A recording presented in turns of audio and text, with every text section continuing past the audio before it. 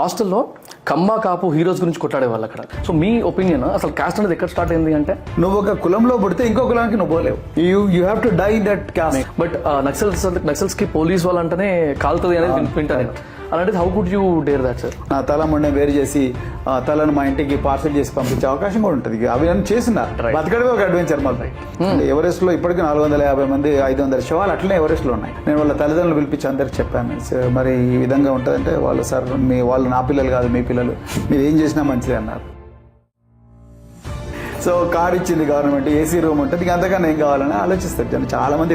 ఈ రిజర్వేషన్స్ అనే ఒక కాన్సెప్ట్ ఏదైతే ఉందో అది ఎంతవరకు ప్రాపర్ గా ఉంది, ఎంతవరకు ప్రాపర్ గా అమలు అవుతుంది? 10% ఉన్న వాళ్ళకి 90% ఉద్యోగాలు ఉన్నాయి, 90% ఉన్న వాళ్ళకి 10% ఉద్యోగాలు ఉన్నాయి. చాలా మంది రిజర్వేషన్ పాపం రిజర్వేషన్ నుంచి వచ్చాడు. పాపం ఏంటి అసహ్యంగా వాళ్ళు హక్కండి. నాకు చేతికి తుపాకి ఇస్తారు, AK-47 రైఫిల్ ఇస్తారు మా అకాడమీలో. ఇచ్చేటప్పుడు నువ్వు టార్గెట్ కు కొట్టకపోయినా పర్వాలేదు కొంచెం కిందికి కొట్టు అని అంటారా?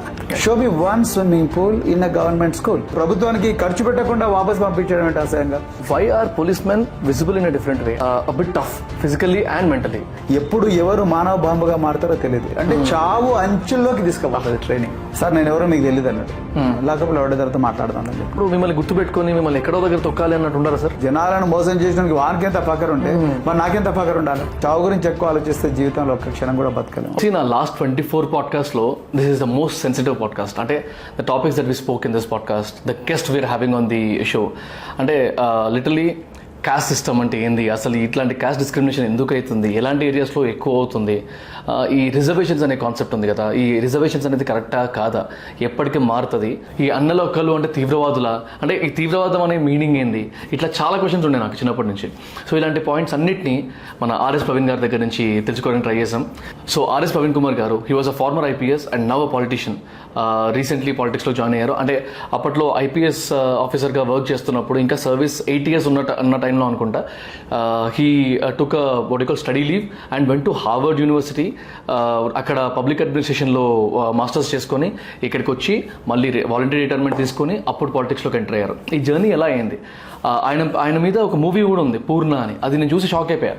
సో ఇవన్నిటికి రిలేటెడ్గా చాలా క్వశ్చన్స్ అడిగాను. And I'm sure you're going to enjoy this podcast, you're going to learn many things from this podcast. And ఇలాంటి సెన్సిటివ్ టాపిక్స్ని మాట్లాడడానికి అయితే నేనైతే చాలా భయపడ్డాను స్టార్ట్ చేసే ముందు, క్వశ్చనర్ రాసుకునేటప్పుడు కానీ, when I was reaching out to that guest, ఇవన్నిటి గురించి మాట్లాడేటప్పుడు కానీ ఆలోచించేటప్పుడు కానీ దడ పుడుతుంది అనమాట. ఇది కరెక్టా కాదా, ఎవరు ఎలా తీసుకుంటారో మనని. నేను ఇటు సైడ్ కాదండి, I just wanted to clarify my doubts. And చాలా వరకు నాకు వచ్చే క్వశ్చన్స్ కానీ, లేకపోతే నా ఫ్యామిలీలో నేను వింటున్న మాటలు అలాంటివి పోస్ట్ చేసి నేను ఫేస్ చేసిన ఇష్యూస్ అన్నిటినీ కలగలిపి ఇందులో మాట్లాడాము.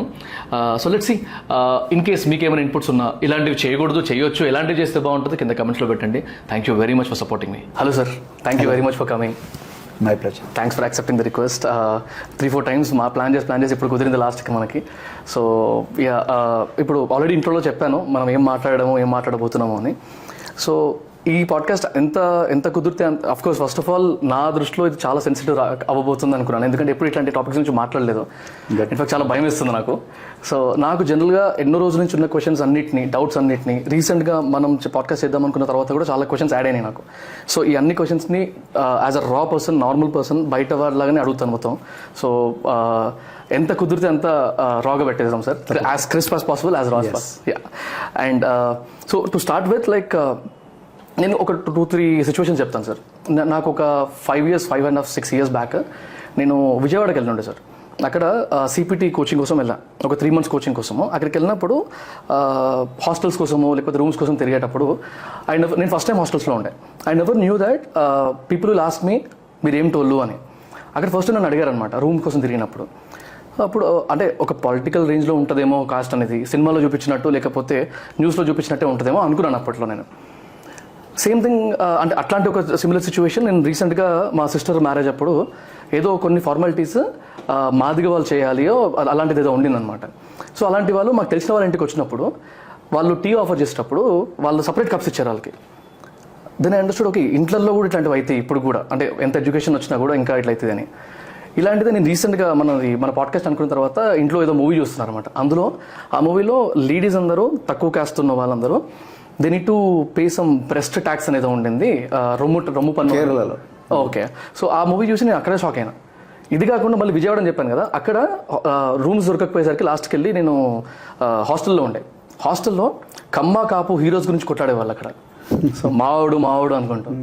సార్ నాకు ఒక చిన్న డౌట్ ఇక్కడ వచ్చిందంటే, అంటే ఇంత బేస్ రేంజ్లో కూడా ఇప్పటికీ కూడా క్యాస్ట్ అని హడావిడి నడుస్తుంది అంటే ఎవరు ఎంకరేజ్ చేస్తున్నట్టు దీన్ని, ఎలాంటి సెగ్మెంట్ నుంచి స్టార్ట్ అవుతుంది అని నాకు ఎప్పటి నుంచి డౌట్ ఉండింది సార్. మీరు ఏమన్నా అంటే జనరలైజ్ క్వశ్చన్ అయితే, but I wanted to know అసలు దీని బేస్ ఎక్కడ స్టార్ట్ అవుతుంది, ఎక్కడ ఎండ్ అవుతుంది మేబీ. దీన్ని ఎవరు ఎంకరేజ్ చేస్తున్నారు అంటే, అనాదిగా వేల సంవత్సరాల నుండి ఎవరి చేతులైతే సంపద ఉన్నదో, ఎవరి చేతులైతే అధికారం ఉన్నదో, ఎవరైతే రాజులకు రాజ కుటుంబాలకు దగ్గర ఉన్నారో వాళ్లకు ఈ సంపద, ఈ సుఖాలు, ఈ సౌకర్యాలు, విందులు, విలాసాలు, రాజప్రసాదాలు, భూములు ఇవన్నీ వాళ్ళ దగ్గరనే ఉండాలంటే మిగతా వాళ్ళందరూ వాళ్ళకి వాళ్ళు తన్నుకుంటూ కూర్చోవాలి. సో అందుకొరకే వాళ్ళే ఎంకరేజ్ చేస్తుంటారు. మీరు ఇప్పుడు నేను మీ ఇంట్లోకి నేను వచ్చి, లేకపోతే నా ఇంట్లోకి మీరు వచ్చి, సో వచ్చినప్పుడు మా ఇంట్లో ఉండే, అంటే ఉదాహరణకు చెప్తున్నాను, ఇంట్లో ఉండే వాళ్ళు మీరు ఏ కులం వాళ్ళు ఏ కులం అని మనని అడగడం, నేను మీ ఇంట్లోకి వచ్చినప్పుడు మీరు ఏ కులం అని అడగడం, ఇవన్నీ కూడా దీన్ని మైండ్ హ్యాకింగ్ అంటారు. అంటే మనకు తెలియకుండానే మనము ఒక సైకలాజికల్ సబ్కాన్షియస్గా ఒక థింకింగ్ వచ్చేస్తుంది. అది మీకు తెలియకుండానే వస్తుంది, మీకు ఇష్టం ఉన్నా లేకపోయినా మీ మైండ్ అటువైపు వెళ్తుంది. సో అది అంటే ఈ హ్యాక్ మన మైండ్స్ను ఎప్పుడో అనాది కాలంలోనే ఈ స్వార్థపరులు హ్యాక్ చేసి పెట్టారు. సో అందుకొరకే ఇప్పుడు మీరు ఇంతకుముందు అన్నారు ఇంట్రోలో, మీరు కొన్ని పనులు మాదిగలే చేయాలి అనేది. అంటే ఎందుకు చేయాలి? మరి అందరూ మనుషులే, అందరి బ్లడ్ ఎర్రగానే ఉంటుంది, అందరికి 2 కాళ్ళు ఉంటాయి, అందరికి 2 చేతులు ఉంటాయి, అందరికి 2 కళ్ళు ఉంటాయి, అందరి DNA ఒకటే, రైట్? సో అందరి బ్రెయిన్ వెయిట్ కూడా అంతే ఉంటుంది ఆల్మోస్ట్ యావరేజ్గా. కరెక్ట్. సో అయినా మరి కొన్ని పనులు కొందరు ఎందుకు చేయాలి, కొన్ని పనులు కొందరు చేయకూడదు అంటే it's a state of mind. ఆ స్టేట్ ఆఫ్ మైండ్ను క్లెవర్గా ఒక సాఫ్ట్వేర్ను తయారు చేసి ఆ సాఫ్ట్వేర్ను సమాజం మీదకి చొప్పించారు. అందుకొరకే అందరూ ఆ విధంగా ఆలోచిస్తారు. మీరు ఉదాహరణకు ఇప్పుడు ఒక మాన్యువల్ స్కావెంజర్ దగ్గరికి పోయి మీరు రాజులు అవ్వచ్చు అంటే అతను నమ్మలేడు. పారిశుద్ధ కార్మికులు మీ కాలు పట్టుకుంటారు, దయచేసి నన్ను తిట్టకండి అంటారు. అమ్మో నా పని నాతో చేయించకండి, నా వల్ల కాదు, నేను దానికోసం పుట్టలేదు అంటాడు. అది మీరు ఇందాక సబ్కాన్షియస్ గా అంటే అట్లా ప్రోగ్రామ్ చేశారు. సో మీరు ప్రతిరోజు అవే ఇమేజెస్ చూసి ప్రతిరోజు మీ తల్లిదండ్రులతో పాటు పోయినప్పుడు దేవాలయాలకు మీరు బయట ఉండడం, లేకపోతే స్కూళ్ళకి పోయినప్పుడు మీరు బయట ఉండడం, ఇళ్లలోకి వచ్చినప్పుడు మీరు అన్నారు సపరేట్ క్లాసుల్లో ఇవ్వడం అనడం, చిన్నపిల్లలు కూడా అవన్నీ చూస్తూ ఉంటే వాళ్ళు అనుకుంటారు నిజంగా వీఆర్ డెస్టిన్ టు బి లైక్ దిట్ అని అనుకుంటారు. కాబట్టి అది ఆ స్టేట్ ఆఫ్ మైండ్ అనేది ఆ సబ్ కాన్షియస్గా అలా ఉండిపోతుంది. సో బ్రెయిన్లో కూడా అదే విధంగా పాత్వేస్ వచ్చేస్తాయి. సో బయాలజికల్గా కూడా there is a basis that బయాలజికల్గా మనం ఏం ఆలోచిస్తుంటే అవే పాత్వేస్ నా బ్రెయిన్లో ఫామ్ అవుతాయి. అలాంటప్పుడు మీకు అది పర్పేచువేట్ అవుతూనే ఉంటుంది.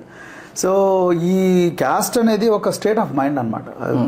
ఆధిపత్యం ఉండేవాడికి అది ఆ పవర్ అంతా కూడా తన దగ్గరే ఉండాలని అనుకున్నప్పుడు సో మీకు అది పర్పేచువేట్ అవుతూనే ఉంటుంది. చెప్పండి. నేను విన్నదాని ప్రకారము ఈ వృత్తి నుంచి వచ్చింది ఈ కాస్ట్ అనేది, ఆక్యుపేషన్ డిఫరెన్సెస్ నుంచి వచ్చింది అనేది, అది ఎంతవరకు రైట్ సార్? అంటే ఇట్లాంటి పాయింట్స్ గురించి చాలా మందికి లాటరల్ థింకింగ్ ఆస్పెక్ట్లో కానీ ఎక్కడ ఒక్కొక్క ఆర్టికల్ ఒక్కొక్కలా ఉండడం, లేకపోతే ఒక్కొక్క వీడియోలో ఒకలా చెప్పడము, ఒక్కొక్క స్పోక్స్ పర్సన్ ఒకలా చెప్పడం అవుతుంది కదా. సో మీ ఒపీనియన్ అసలు కాస్ట్ అనేది ఎక్కడ స్టార్ట్ అయింది అంటే? కాస్ట్ అనేది నేను ఇంతమంది చెప్పాను, ఎవరైతే ఒక బలమైన వర్గం అధికారాన్ని, సంపదను, రిసోర్సెస్ను, ల్యాండ్ కానీ లేకపోతే యానిమల్స్ కానీ లేకపోతే ఇంకేవైనా కానీ అధికారం కానీ ఇవన్నీ కూడా తమ దగ్గర పెట్టుకోవాలనుకున్నప్పుడు మనిషి ఒక్కడే ఉండడు కదా. ఒక సమూహం ఉంటేనే కమ్యూనిటీ అంటారు. 10 కమ్యూనిటీ కలిస్తే ఒక గ్రామం అవుతుంది, 10 గ్రామాలు కలిస్తే ఒక మండలం అవుతుంది, 10 మండలాలు కలిస్తే ఒక జిల్లా అవుతుంది, రైట్? సో అందులో బలమైన సమాజం, బలమైన సామాజిక వర్గం, ఒక బలమైన కుటుంబం, మిగతా వాళ్ళందరూ కూడా ఎప్పుడు కూడా తన దగ్గరికి రాకూడదు, తన చెప్పు చేతలు ఉండాలంటే వాళ్ళని ఎప్పుడు కూడా ఏమంటారు సబ్జుగేట్ చేసి పెట్టాలి. వాళ్ళు ఎప్పుడు వాళ్ళంతటి వాళ్ళు కొట్లాడుకుంటట్టు చేయాలి. అందుకొరకే ఇప్పుడు మహిళలను చూడండి, మహిళలను కూడా ఆ విధంగానే చేశారు. మహిళలు అంటే మీరు బయాలజికల్గా మీరు అబ్బాయిలను పుట్టించడం కోసం పుట్టారు, మీరు వంట చేయడం కోసం చేశారు, మీరు బట్టలే ఉతకాలి, మీరు ఇళ్లలో ముగ్గులు మీరే వేయాలి, కసు మీరే ఊర్చాలి, సాన్పు మీరే చేయాలి, రైట్? ఎందుకు మగవాళ్ళు చేయకూడదా? అంటే ఊరికి అంటున్నా అండి, మగవాళ్ళు చేయకూడదా? సో అంటే ఇది ఈ సైకలాజికల్ ప్రోగ్రామింగ్ అనేది మగవాళ్ళు చాలా క్లెవర్గా ఆది నుంచి కూడా మహిళలను సబ్జుగేట్ చేశారు. ఇప్పుడు మహిళలకు AK-47 ఇస్తే వాళ్ళు కూడా చక్కగా, నేను పోలీస్ ఆఫీసర్గా పనిచేశాను కాబట్టి చెప్తాను, మా ట్రైనింగ్ అకాడమీలో మేమెంత పర్ఫెక్ట్గా షూట్ చేస్తామో వాళ్ళు కూడా అంతే, మాకన్నా బాగా షూట్ చేసేవాళ్ళు ఫైరింగ్ రేంజ్లో. సో అలాంటప్పుడు వాళ్ళని ఎట్లా మనం డిస్క్రిమినేట్ చేస్తాం? ఇదంతా కూడా ఒక వర్గం మరొక వర్గాన్ని ఎప్పుడు కూడా అణిచివేయడం కోసం, వాళ్ళకి ఎప్పుడు ఆ సంపద రాకుండా, ఆ సంపద దరిదాపులకు కూడా వాళ్ళు రాకుండా చేయడం కోసమే ఈ కులం అనేది సృష్టించబడింది. కులం అనేది ఇప్పుడు వ్యవస్థీకృతమైంది. అందుకొరకే డాక్టర్ బిఆర్ అంబేద్కర్ ఏమంటారు, caste is not division of labour, it is division of labourers. ఈరోజు నాయి బ్రాహ్మణులు ఉన్నారు, నాయి బ్రాహ్మణులు ఎప్పుడు కూడా క్షౌరం చేస్తూనే ఉండాలి. వాళ్ళు రేపు పూజారి అవడం అంటే ఒప్పుకోరు. మీరు ఎట్లా పూజారి పని చేస్తారు, మేం చేయాలి కదా అంటారు. అంటే నువ్వు పర్మనెంట్గా నాయి బ్రాహ్మణులకు పుట్టిన అబ్బాయి అమ్మాయి కానీ వాళ్ళు అదే పని చేసుకుంటూ కూర్చోవాలి. రజకులు ఉన్నారు, వాళ్ళు బట్టలు ఉతుకుతూనే ఉండాలి. మాదిగలు ఉన్నారు, వాళ్ళు ఎప్పుడు చెప్పులు చేస్తూనే ఉండాలి. మాదిగలు వచ్చేసి మేము నాయ బ్రాహ్మణులాగా పని చేస్తామంటే, లేకపోతే మేము పూజారి వర్గంగా ఉంటాం, మేము లేకపోతే వ్యాపారం చేస్తామంటే ఈ సమాజం ఒప్పుకోదు. సో అది division of labourers, permanent division of labour. క్యాస్ట్లో ఒక యూనిక్నెస్ ఏంటంటే, నువ్వు ఒక కులంలో పుడితే ఇంకో కులానికి నువ్వు పోలేవు. You have to die that caste అండి. That is the most dangerous thing అని నేను అంటాను. హ్యూమన్ రేస్లో ఎప్పుడు కూడా మొబిలిటీ ఉండాలి. ఇప్పుడు నాయి బ్రాహ్మణ అనే వ్యక్తి రేపు పొద్దున కలుగీత కార్మికుడు కావచ్చు, కలుగీత కార్మికుడు అయిన వ్యక్తి రేపు కలెక్టర్ కావచ్చు, కలెక్టర్ అయిన వ్యక్తి రేపు పురోహితుడు కావచ్చు, లేకపోతే చెప్పులు కుట్టే వ్యక్తి రేపు పెద్ద సైంటిస్ట్ కావచ్చు. ఎందుకు కాకూడదు? సో బట్ ఇవి అన్ని కూడా ఈ విధంగా మీరు రాకూడదు అని ప్రోగ్రామింగ్ చేసింది ఎవరు? ఇప్పుడు మన సాఫ్ట్వేర్లో కోడ్ రాస్తాం కదా, ఆ కోడ్ రాసింది ఎవరు? ఎవరో ఒకటి రాసింటాడు. ఆ కోడ్ రాసినోడు చాలా స్వార్థపూరితంగా వీళ్ళెవ్వరూ నా దరిదాపులకు కూడా రాకూడదని కోడ్ రాశాడు. అర్థమైంది. అందుకొరకే మీరు దేవాలయాల్లో పూజారుల్లో 90% మీకు బ్రాహ్మణులే కనిపిస్తారు. రైట్, 90%. ఇప్పుడు కొంత మార్జినల్గా చేంజ్ అవుతుంది. 90% బ్రాహ్మణులు కనిపిస్తారు. కేవలం గ్రామ దేవతలు ఎల్లమ్మ, మారెమ్మ, సుంకులమ్మ, కంకాలమ్మ, తర్వాత మైసమ్మ, పెద్దమ్మ తల్లి, ఇలాంటి వాటిలోనే కొంత బీసీ, ఎస్సీ, ఎస్టీ వర్గాలు, అక్కడ కొంత పేద వర్గాలకు కనిపిస్తారు. అయితే మీకు పెద్ద టెంపుల్స్ లో కూడా వాళ్ళే కనిపిస్తారు. సో అంటే ఈ కోడ్ రాసిన వ్యక్తులు ఈ వర్గాలకు చెందిన వాళ్ళు పూజారులు కాలేరు అని చెప్పేసి రాయడం జరిగింది. ఇన్ఫాక్ట్ నేను అడగడానికి రీజన్ ఏంటంటే, నేను మొన్న రీసెర్చ్లో చూస్తున్నప్పుడు మనుస్మృతి అని ఉంది కదా, అది సబ్జెక్ట్ టు కరెక్షన్. దాంట్లో నేను చదివింది ఏంటంటే, బ్రహ్మ నుంచి మనుషులు పుట్టారు, బ్రహ్మ బాడీ పార్ట్స్ నుండి. తల అనేది బ్రాహ్మణ్స్, ఫీట్ అంటే దళిత్స్ అనుకుంటా. ఐఎమ్ సారీ, దళిత్స్ అసలు దాంట్లో వర్ణ వ్యవస్థలో స్థానమే లేదు. I'm sorry. అయితే క్షత్రియాస్ ఆర్ ఫ్రమ్ థైజ్ అనుకుంటా, సంథింగ్ అట్లేదో ఉండి. నాకు అది అర్థం కాలేదు, అది ఎంతవరకు లాజికల్ చెప్తున్నారు. లాజికల్ కాదు, illogical. All human beings are born equal.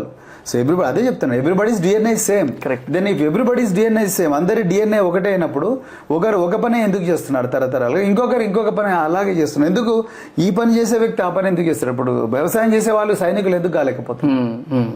సైనికులు అయ్యే వాళ్ళు వ్యాపారం ఎందుకు చేయలేకపోతున్నారు? చేయొచ్చు, but why is that they are not doing? Right. అది నేను క్వశ్చన్ చేస్తున్నాను. రైట్. అండ్ సార్, ఇప్పుడు ఇందాక అంబేద్కర్ గారి నుంచి టాపిక్ వచ్చింది కాబట్టి, అగైన్ నాకు నాలెడ్జ్ లేదు కాబట్టి క్వశ్చన్స్ అడుగుతున్నాను. As per your knowledge sir, ఈ రిజర్వేషన్స్ అనే ఒక కాన్సెప్ట్ ఏదైతే ఉందో అది ఎంతవరకు ప్రాపర్గా ఉంది, ఎంతవరకు ప్రాపర్గా అమలు అవుతుంది అనేది ఒక క్వశ్చన్ ఉండింది నాకు. ప్రాపర్గా అమలు అవ్వడం లేదండి. ప్రాపర్గా అసలు ఫస్ట్ ఆఫ్ ఆల్ రిజర్వేషన్ అంటే అదొక ఏదో ఈ సమాజం వీళ్ళందరికీ ఇచ్చిన భిక్షలాగా అనుకుంటున్నారు. బట్ సమాజం రిజర్వేషన్స్ అనేది వీళ్ళ హక్కు. 100కు ఇప్పుడు రకరకాల కులాలు ఉన్నాయండి.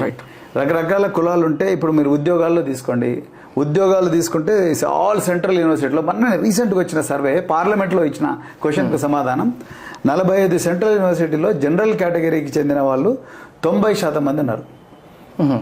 SC, ST, BC, ముస్లిం మైనారిటీకి చెందిన వాళ్ళు 10% ఉన్నారు. యాక్చువల్గా రియాలిటీలో జనాభా ఎవరు ఎక్కువ ఉంటుంది, వీళ్ళందరూ కలిపితే వీళ్ళు 90 మంది అవుతారు.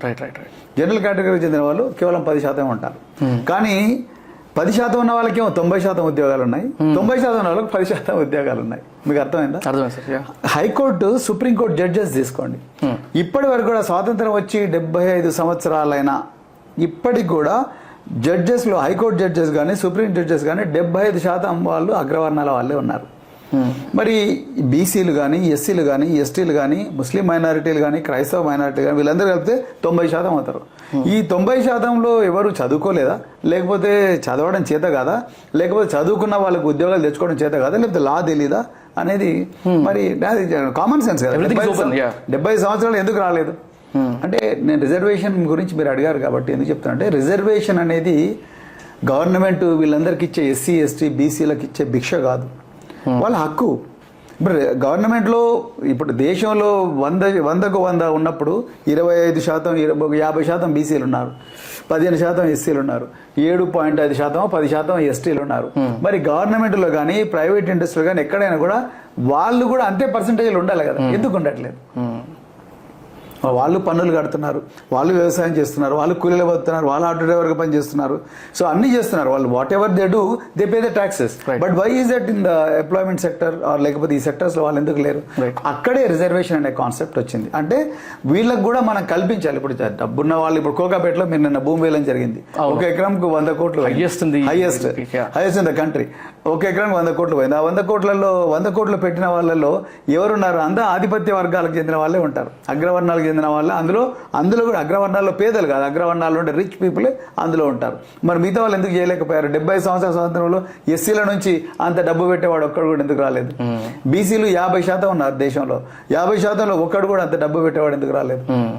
ఎందుకు అందులో బీసీలు లేరు? You understand? అంటే వాళ్ళకి ఆపర్చునిటీస్ ఇవ్వాలంటే మనం ఏదో ఇచ్చే భిక్షం కాదు, వాళ్ళ హక్కు అంటున్నాను నేను. రిజర్వేషన్ అనేది వాళ్ళ హక్కు. ఇప్పుడు చాలా మంది రిజర్వేషన్ పాపం రిజర్వేషన్ నుంచి వచ్చాడు, పాపం ఏంటి అసహ్యంగా?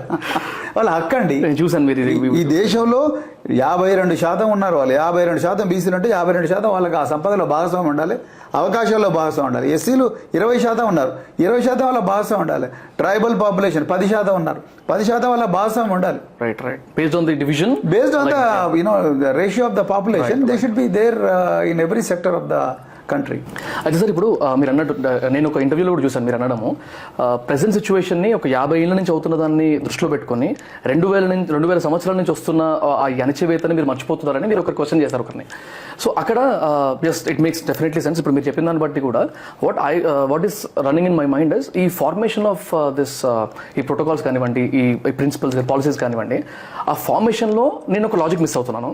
అంటే ఇప్పుడు ఎగ్జాంపుల్ పలానా జాబ్ ఓపెనింగ్స్లో రిజర్వేషన్స్ ఆస్పెక్ట్లో SC ST BC whatever the caste sir, ఆ డివిజన్స్లో ఇంత శాతం వీళ్ళకి ఇవ్వాలి అనేది ఉంది. దాంతో పాటు ఎలిజిబిలిటీ క్రైటీరియా దగ్గరకు వచ్చేసరికి మార్క్స్ అనే ఒకటి ఉంది కదా సార్, ఎంతవరకు పర్సంటేజెస్ ఆఫ్ స్టడీస్ దాని. ఫర్ ఎగ్జాంపుల్ నేను I'm in to category wear నాకు ఒక 50% వచ్చినా సరిపోతుంది ఎగ్జామ్స్లో అని, ఇంకొక కేటగిరీ వాళ్ళకి 80% ఉంది సేమ్ ఎగ్జామ్కి.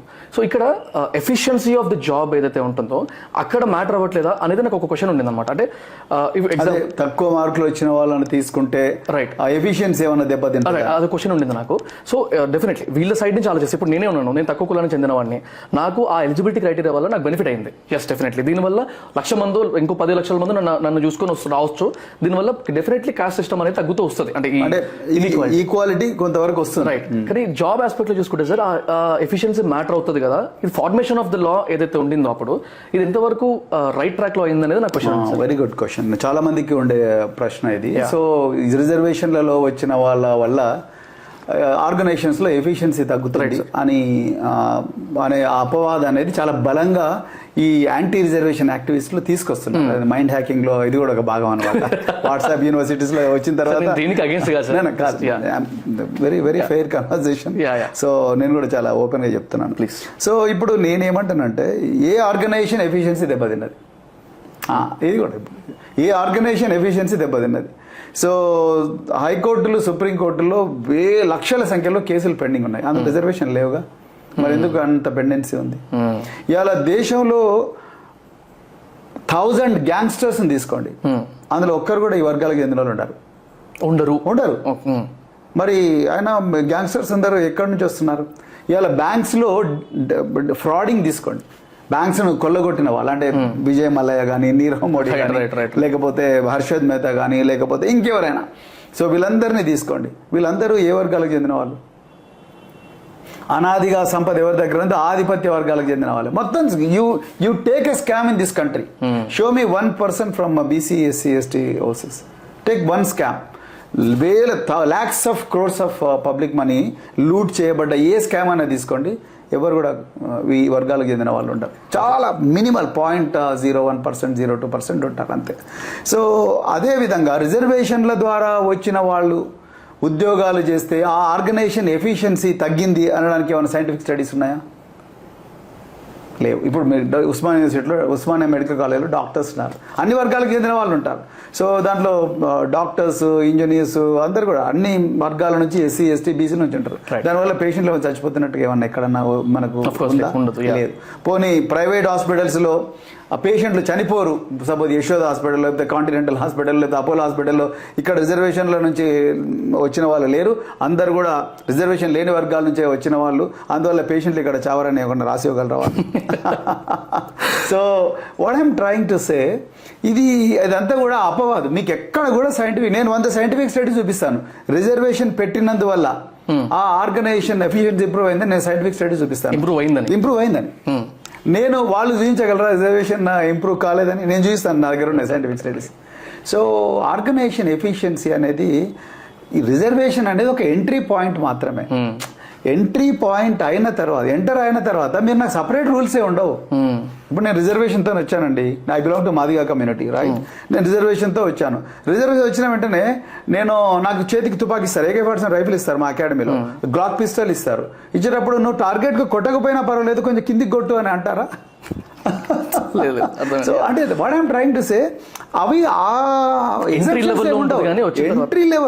లెవెల్లో నాకెందుకు ఇస్తున్నారు? అనాదిగా నా పూర్వీకులందరూ అణిచివేయబడ్డారు, నా పూర్వీకులకు చదువు రాలేదు, నన్ను ఊరిలో మధ్యలో ఉండనివ్వలేదు, ఊరు చివర ఎక్కడో గూడాలలో ఉండనిచ్చిండ్రు, మా తల్లిదండ్రులు చదువుకుంటే వాళ్ళను చదువుకోనివ్వకుండా చేశారు, తర్వాత మా తాత ముత్తాలు అసలు చదివే రానివ్వలేదు. సో అలాంటి కుటుంబాల నుంచి వచ్చిన వాడిని నేను. చదువుకున్న వాళ్ళని తన్నారు, చదువుకున్న వాళ్ళని వాళ్ళ చెవులలో సీసం పోసారు, చదువుకున్న వాళ్ళు మర్డర్లు చేసిన పరిస్థితుల నుంచి నేను వచ్చాను. సో అలాంటి వాడిని నాకు ఈ IPS, నేను గ్రూప్ 1 కోచింగ్, లేకపోతే సివిల్ సర్వీస్ కోచింగ్, ఇదే మీ పక్కన ఉండే హయత్ నగర్లోనో, హిమాయత్ నగర్లోనో, అశోక్ నగర్లోనో కోచింగ్ తీసుకొని అన్ని రిసోర్సెస్ నాకు ఉండవు.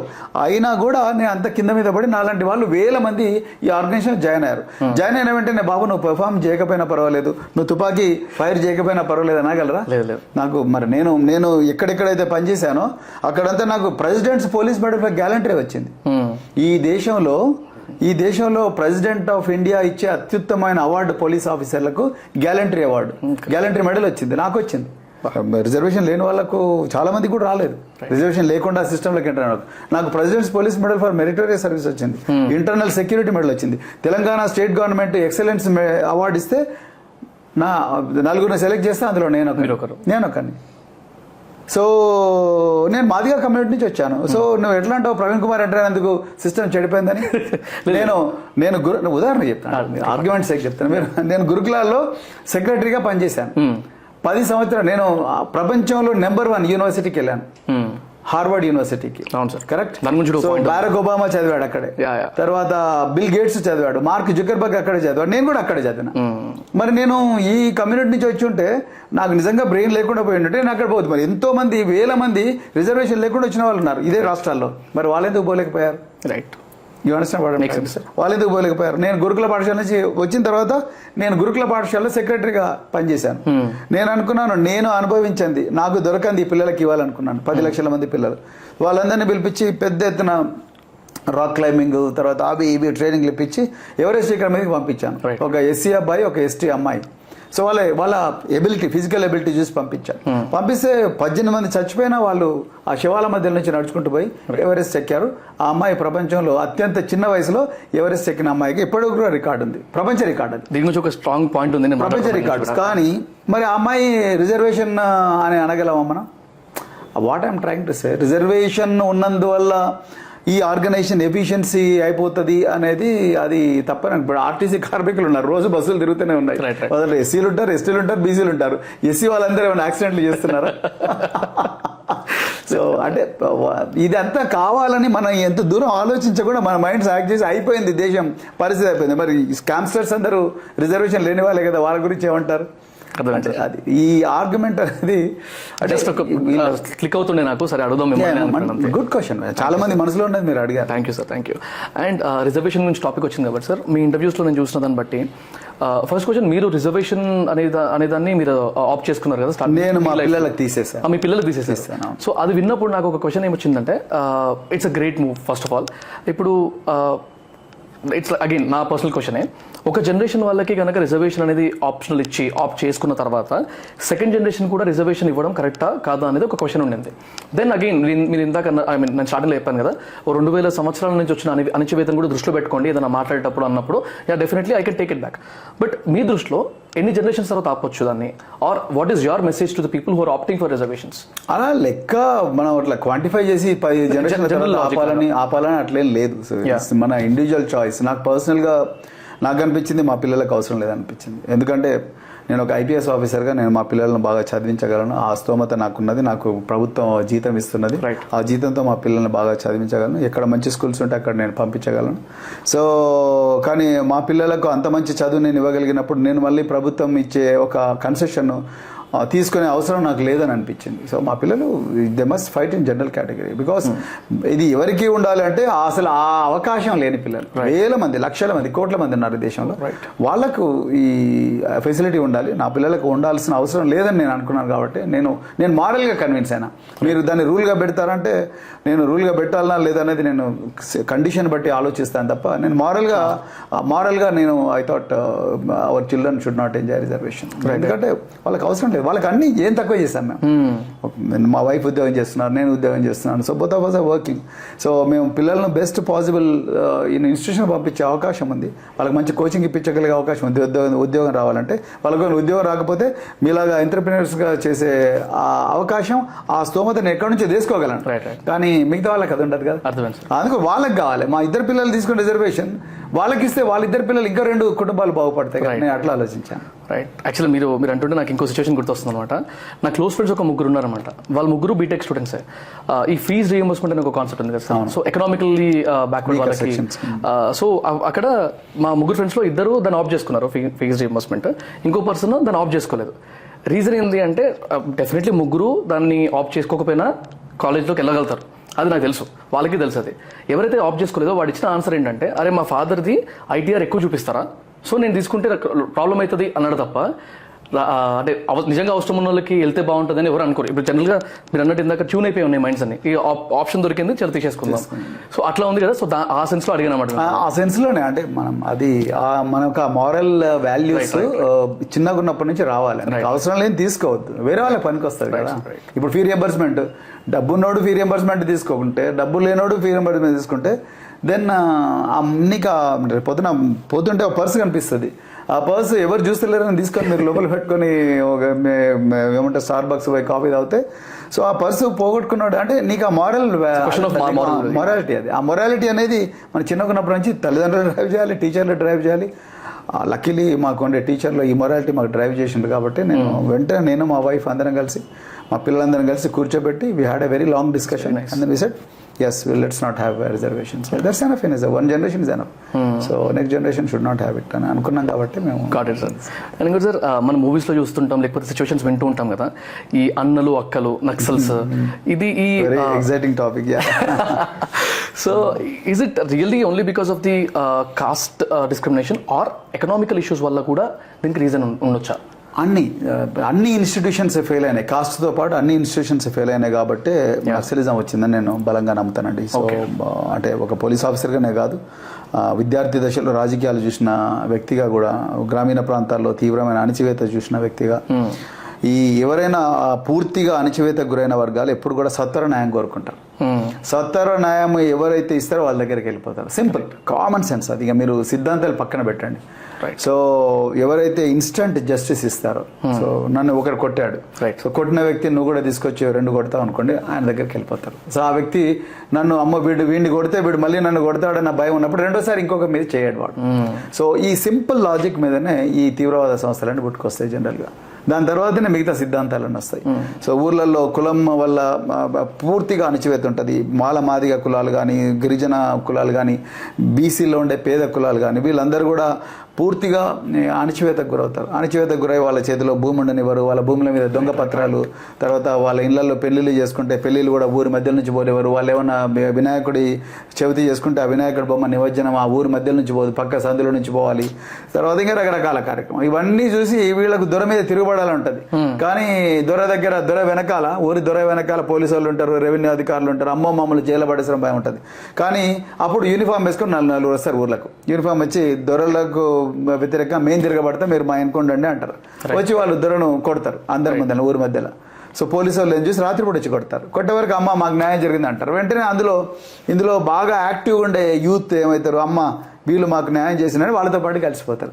ఆ విధంగా మిలిటెంట్ అవుతాడు. మిలిటెంట్ అయిన తర్వాత మావోయిస్ట్ అవుతాడు, మావోయిస్ట్ నక్సలైట్ అవుతాడు.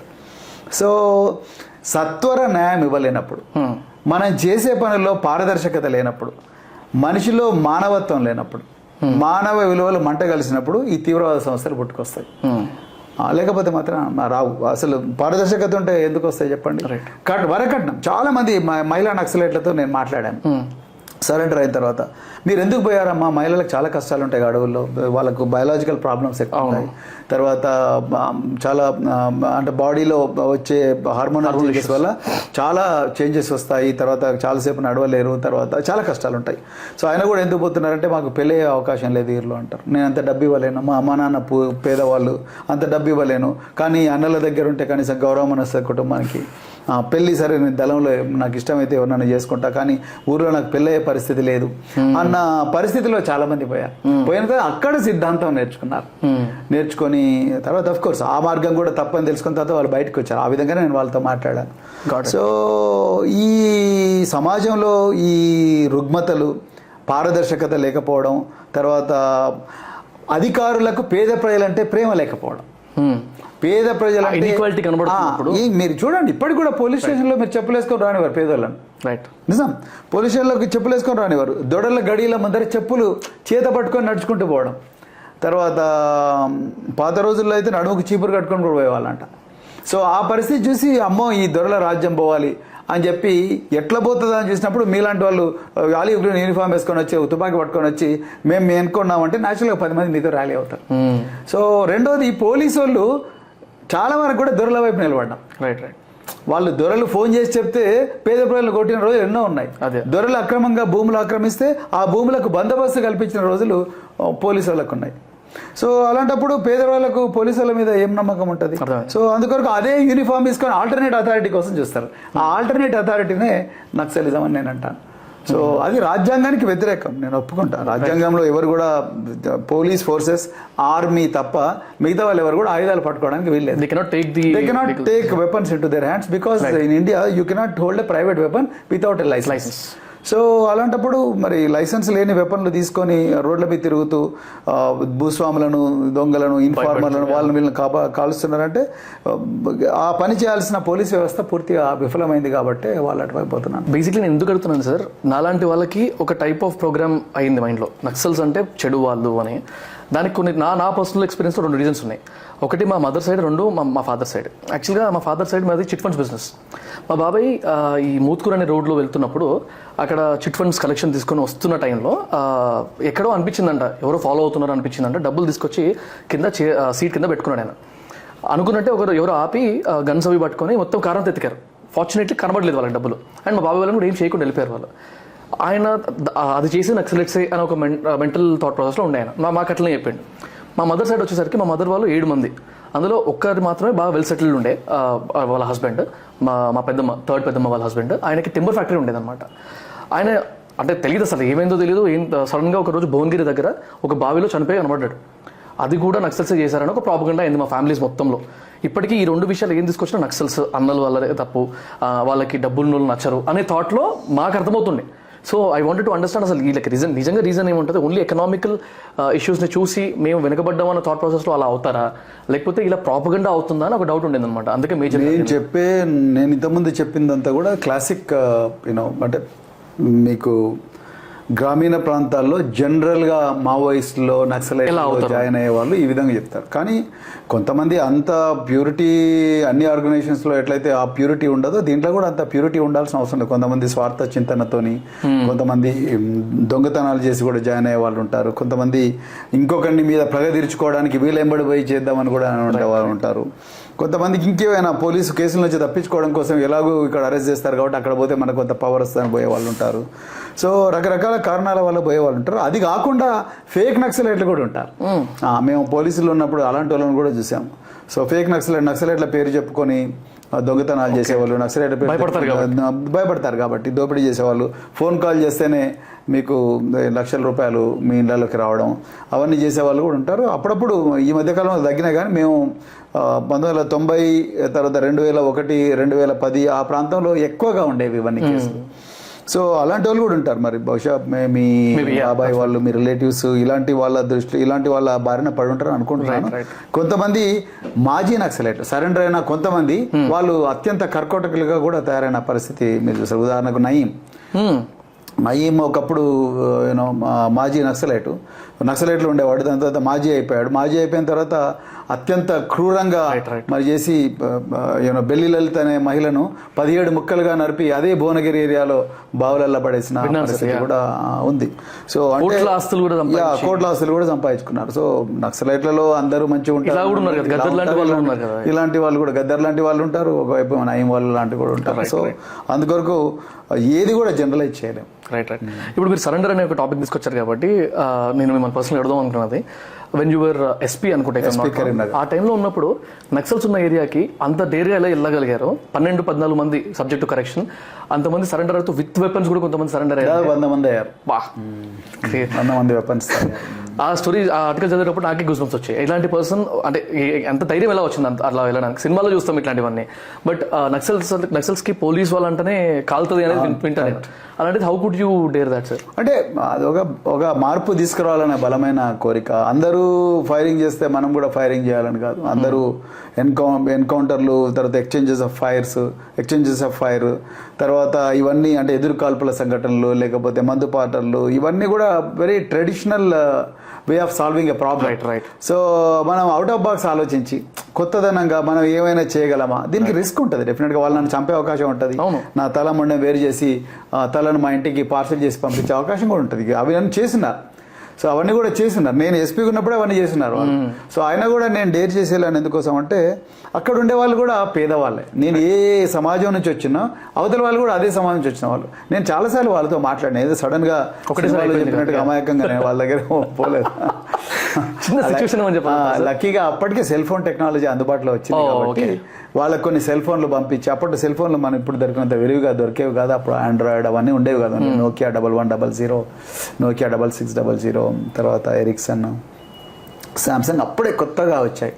సో జిఎస్ఎం ఫోన్స్ వాళ్ళ దగ్గర పంపించి వాళ్ళతో రెగ్యులర్గా నేను రాత్రిపూట కన్వర్జేషన్, తర్వాత వాళ్ళ మనసు మార్చడానికి ప్రయత్నం చేసి, తర్వాత చాలా జాగ్రత్తలు తీసుకొని, వాళ్ళు జాగ్రత్తలు తీసుకున్నారు, నేను జాగ్రత్తలు తీసుకున్నాను. మా తుపాకులు భూమి మీద మేము పెట్టిపోయాం, వాళ్ళ తుపాకులు వాళ్ళ భూమి మీద పెట్టి మధ్యవర్తులు చెక్ చేసి దాని తర్వాతనే మేమందరం ఒక గుట్ట మీద కూర్చొని మాట్లాడుకొని ఇవన్నీ చేసి అట్లా 4-5 సార్లు కలిసి అప్పుడు వాళ్ళందరినీ ఒక ఎయిర్ కండిషన్డ్ బస్సులో, ఓల్వో బస్సులో వాళ్ళందరినీ కూడా తీసుకొచ్చి ముఖ్యమంత్రి చంద్రబాబు నాయుడు గారి దగ్గర, తర్వాత రాజశేఖర రెడ్డి గారి దగ్గర, ఇద్దరి దగ్గర కూడా సరెండర్ చేశాం. ఇప్పుడు వాళ్ళందరూ వాళ్ళందరూ చాలా హ్యాపీగా వాళ్ళందరూ వైన్ షాప్స్ పెట్టుకున్నారు, రియల్ ఎస్టేట్ ఏజెంట్లు అయినారు కొంతమంది చెడు వ్యసనాలకు దగ్గర చనిపోయారు, కొంతమంది మంచి వ్యవసాయదారులు ఉన్నారు, చాలా మంది చాలా బాగా, కొంతమంది లీడర్లు అయ్యారు. సో కొంతమంది ఎంపీటీసీలు, జెడ్పీటీసీలు కూడా అయ్యారు. సో వాళ్ళందరూ కూడా మంచిగా బతుకుతున్నారు, ఫ్యామిలీస్ ఉన్నారు, వాళ్ళ పిల్లలు కూడా, కొంతమంది షోరూమ్లు పెట్టుకున్నారు, ట్రాక్టర్ షోరూమ్లు, చాలా బాగా బతుకుతున్నారు వాళ్ళందరూ. చిన్న ఆఫ్ టాపిక్ క్వశ్చన్ సార్, ఇప్పుడు ఇట్లాంటి దీన్ని ప్రాజెక్ట్స్ అంటారా?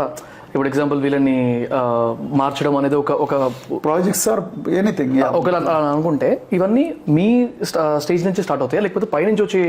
జనరల్ గా ఎస్పీలు 2 విధాలుగా జరుగుతాయి. ఒకసారి పైనుంచి ఇన్స్ట్రక్షన్స్ వస్తాయి, ఒక్కోసారి కొంత అవుట్ ఆఫ్ బాక్స్ ఆలోచించే ఎస్పీలు, అవుట్ ఆఫ్ బాక్స్ ట్రెడిషనల్ కాకుండా కొంచెం అన్కన్వెన్షనల్ గా ఎందుకు ఇంత సంప్రదాయబద్ధంగా చేయాలి, మనం ఏమైనా కొత్త సొల్యూషన్ కనుక్కోలేమా, ఒక సమస్య గైడ్ లైన్స్ లాగా కనుక్కోలేమా? అందరూ ఇది ఇప్పుడు హిమాయత్దార్ నుంచి ఏమంటారు సెక్రటరియట్ బిల్డింగ్ పోవాలంటే అందరూ యూజువల్గా ఏం చేస్తారు, లిబర్టీ పోయి లిబర్టీ నుంచి తెలుగు తల్లి దగ్గర పోయి అక్కడి నుంచి పోతారు. లేదు అట్లా కాకుండా ఇంకా వేరే మార్గం ఏమైనా ఉందా అని చూసి, లేకపోతే మనం అసలు అబ్బో అక్కడికి పోవాల్సిన అవసరం ఉందా, ఇక్కడ వీడియో కాన్ఫరెన్స్లో మాట్లాడొచ్చు కదా, పెట్రోల్ సేవ్ అవుతుంది, తర్వాత పొల్యూషన్ తగ్గుద్దని అనుకునే వాళ్ళు అట్లా కూడా ఆలోచిస్తారు. సో ఆ విధంగా ఒక్కొక్కరు ఒక్కలాగా ఆలోచిస్తారు. ఇప్పుడు మేము ఉదాహరణకు అజ్ఞాతంలో ఉన్న నక్సలైట్ల కుటుంబాల దగ్గరికి నేను రెగ్యులర్గా పోయేవాడిని. వాళ్ళ పిల్లలు అడవుల్లో ఉండి మారణ హోమం చేస్తున్నప్పటికి కూడా నేను వాళ్ళ కుటుంబాల దగ్గరకు పోయి, మీరు పోయినందువల్ల మీ పిల్లలు మీ ఇంటి నుంచి పోయినందువల్ల మీకు ఊరిలో చెడ్డ పేరు వస్తున్నది, రెండు మీ అనారోగ్యాన్ని ఎవరు కూడా చూస్తలేరు, మీకు తిండి దొరకడం లేదో కూడా ఎవరు చూస్తలేడు, మీ భూములు కూడా మరి సాగుకు నిరుపయోగ్యంగా ఉన్నాయి, మీకు ఏమన్నా మేము హెల్ప్ చేయాలని చెప్పేసి ఒక జిల్లా ఎస్పీగా నేను పోయినా, వాళ్ళ బిడ్డగా పోయినా నేను. సో వాళ్ళకు ఇల్లు రిపేర్ కావాలంటే ఇల్లు రిపేర్ చేయించడం, వాళ్ళందరికీ మెడికల్ క్యాంపులు పెట్టించడం, వాళ్ళకన్నీ ట్యాబ్లెట్స్ ఇవ్వడము, వాళ్ళ బిడ్డలు వాళ్ళ మధ్యలో ఉంటే ఏం చేసేవాళ్ళు అవన్నీ కూడా మేము మా పోలీసులతో చేయించడం వల్ల అడవుల్లో ఉండే వాళ్ళు అప్పుడప్పుడు వాళ్ళ అమ్మ నాన్నకి ఏ విధంగా ఉంది అంటే అప్పుడు వాళ్ళ అమ్మలు ఎప్పుడైనా ఒకసారి కలిసినప్పుడు చెప్పడం, నాయన ఆ రోజు పోలీసు వాళ్ళు వచ్చి మా గురించి మంచిగా చూసుకున్నారు, మాకు బట్టలు ఇచ్చిపోయారు, మాకు అవి ఇచ్చిపోయారు అంటే ఎంత రాతి గుండోడైనా ఒక 2 నిమిషాలు కరుగుతాడు. సో అట్లా కరిగి సరెండర్ అయిన వాళ్ళు చాలా మంది ఉన్నారు. సిస్టమటైజ్డ్ ఎఫర్ట్స్ ఉన్నాయి ఇక్కడ. ప్రతిదాన్ని తుపాకీ కొట్టడంతోనే మొత్తం సాల్వ్ చేయాలని అనుకోలేదు. సో అందుకొరకే అతి తక్కువ బ్లడ్ షెడ్ తోటి ఈ సమస్యను ఎట్లా పరిష్కరించాలి అనేది వాళ్ళు తర్వాత బయటకు వచ్చిన తర్వాత వాళ్ళు గౌరవంగా బతకాలి. మళ్ళీ ఏదో భయపడుకుంటా బతకడం, లేకపోతే రౌడీ లాగా బతకడము, లేకపోతే నయం లాగా బతకడము అలాంటివి కాకుండా చాలా గౌరవపూర్వకంగా గౌరవప్రదంగా బతకాలనేది నేను చూసాను. అయితే నేను ఈ మీతో మాట్లాడేటప్పుడు టాపిక్స్ డ్రాఫ్ట్ చేసుకుంటున్నప్పుడు మా టీం దగ్గర నుంచి నాకు ఒక వీడియో లింక్ వచ్చింది సార్. అదొక టీజర్, ఒక మూవీ టీజర్. ఆ మూవీ పేరు పూర్ణ. అయితే ఆ టీజర్ చూసిన తర్వాత మూవీ కూడా కొంచెం చూసా. బేసిక్లీ ఒక అమ్మాయి లోవర్ కాస్ట్ కి సంబంధించిన అమ్మాయి, ట్రైబల్ గర్ల్, తనకి ఒక పోలీస్ ఆఫీసర్ హెల్ప్ చేస్తూ ఆ స్వేరోస్ అనే ఒక ఆర్గనైజేషన్ నుంచి తనని మౌంటైన్ క్లైంబింగ్ అది చేయించి లాస్ట్కి 13 years ఏజ్ లో మౌంట్ ఎవరెస్ట్ ని క్లైంబ్ చేసిన ఒక ఘనత ఆ పాపది. ఆ టీజర్ చూస్తే గూస్ బంప్స్ వచ్చాయి నాకు. హిందీ మూవీ, కొంచెం తెలుగులో వినబడ్డది. ఆ తర్వాత తెలిసింది అది మీరు అని, ఆ పోలీస్ ఆఫీసర్ ఉన్నది మీరు అని చెప్పి. సో ఈ ఇన్సిడెంట్ ఒకసారి ఏమైనా చెప్పగలుగుతారు సార్? అంటే బేసిక్గా అది ఆ ఇన్సిడెంట్ పక్కా పెడితే నా దగ్గరికి ఒకసారి ఒక మెయిల్ వచ్చింది. మెయిల్ ప్రశాంత్ పాండే అని ఒక movie maker. Okay. So Bombay నుంచి కాల్ చేశాడు. బాంబే నుంచి కాల్ చేసి ఇట్లా మేము మొత్తం సెర్చ్ చేస్తుంటే మాకు ఒక అడ్వెంచర్ మీద ఒక సినిమా తీయాలని ఉంది. సో అది వరల్డ్లో యంగెస్ట్ గర్ల్ ఎవరైనా ఎవరెస్ట్ ఎక్కువ ఉంటే యంగెస్ట్ పర్సన్. సో అబ్బాయి ఏమో కాలిఫోర్నియాలో ఉన్నాడు, అమ్మాయి ఏమో సర్ప్రైజింగ్గా తెలంగాణలో ఉన్నది.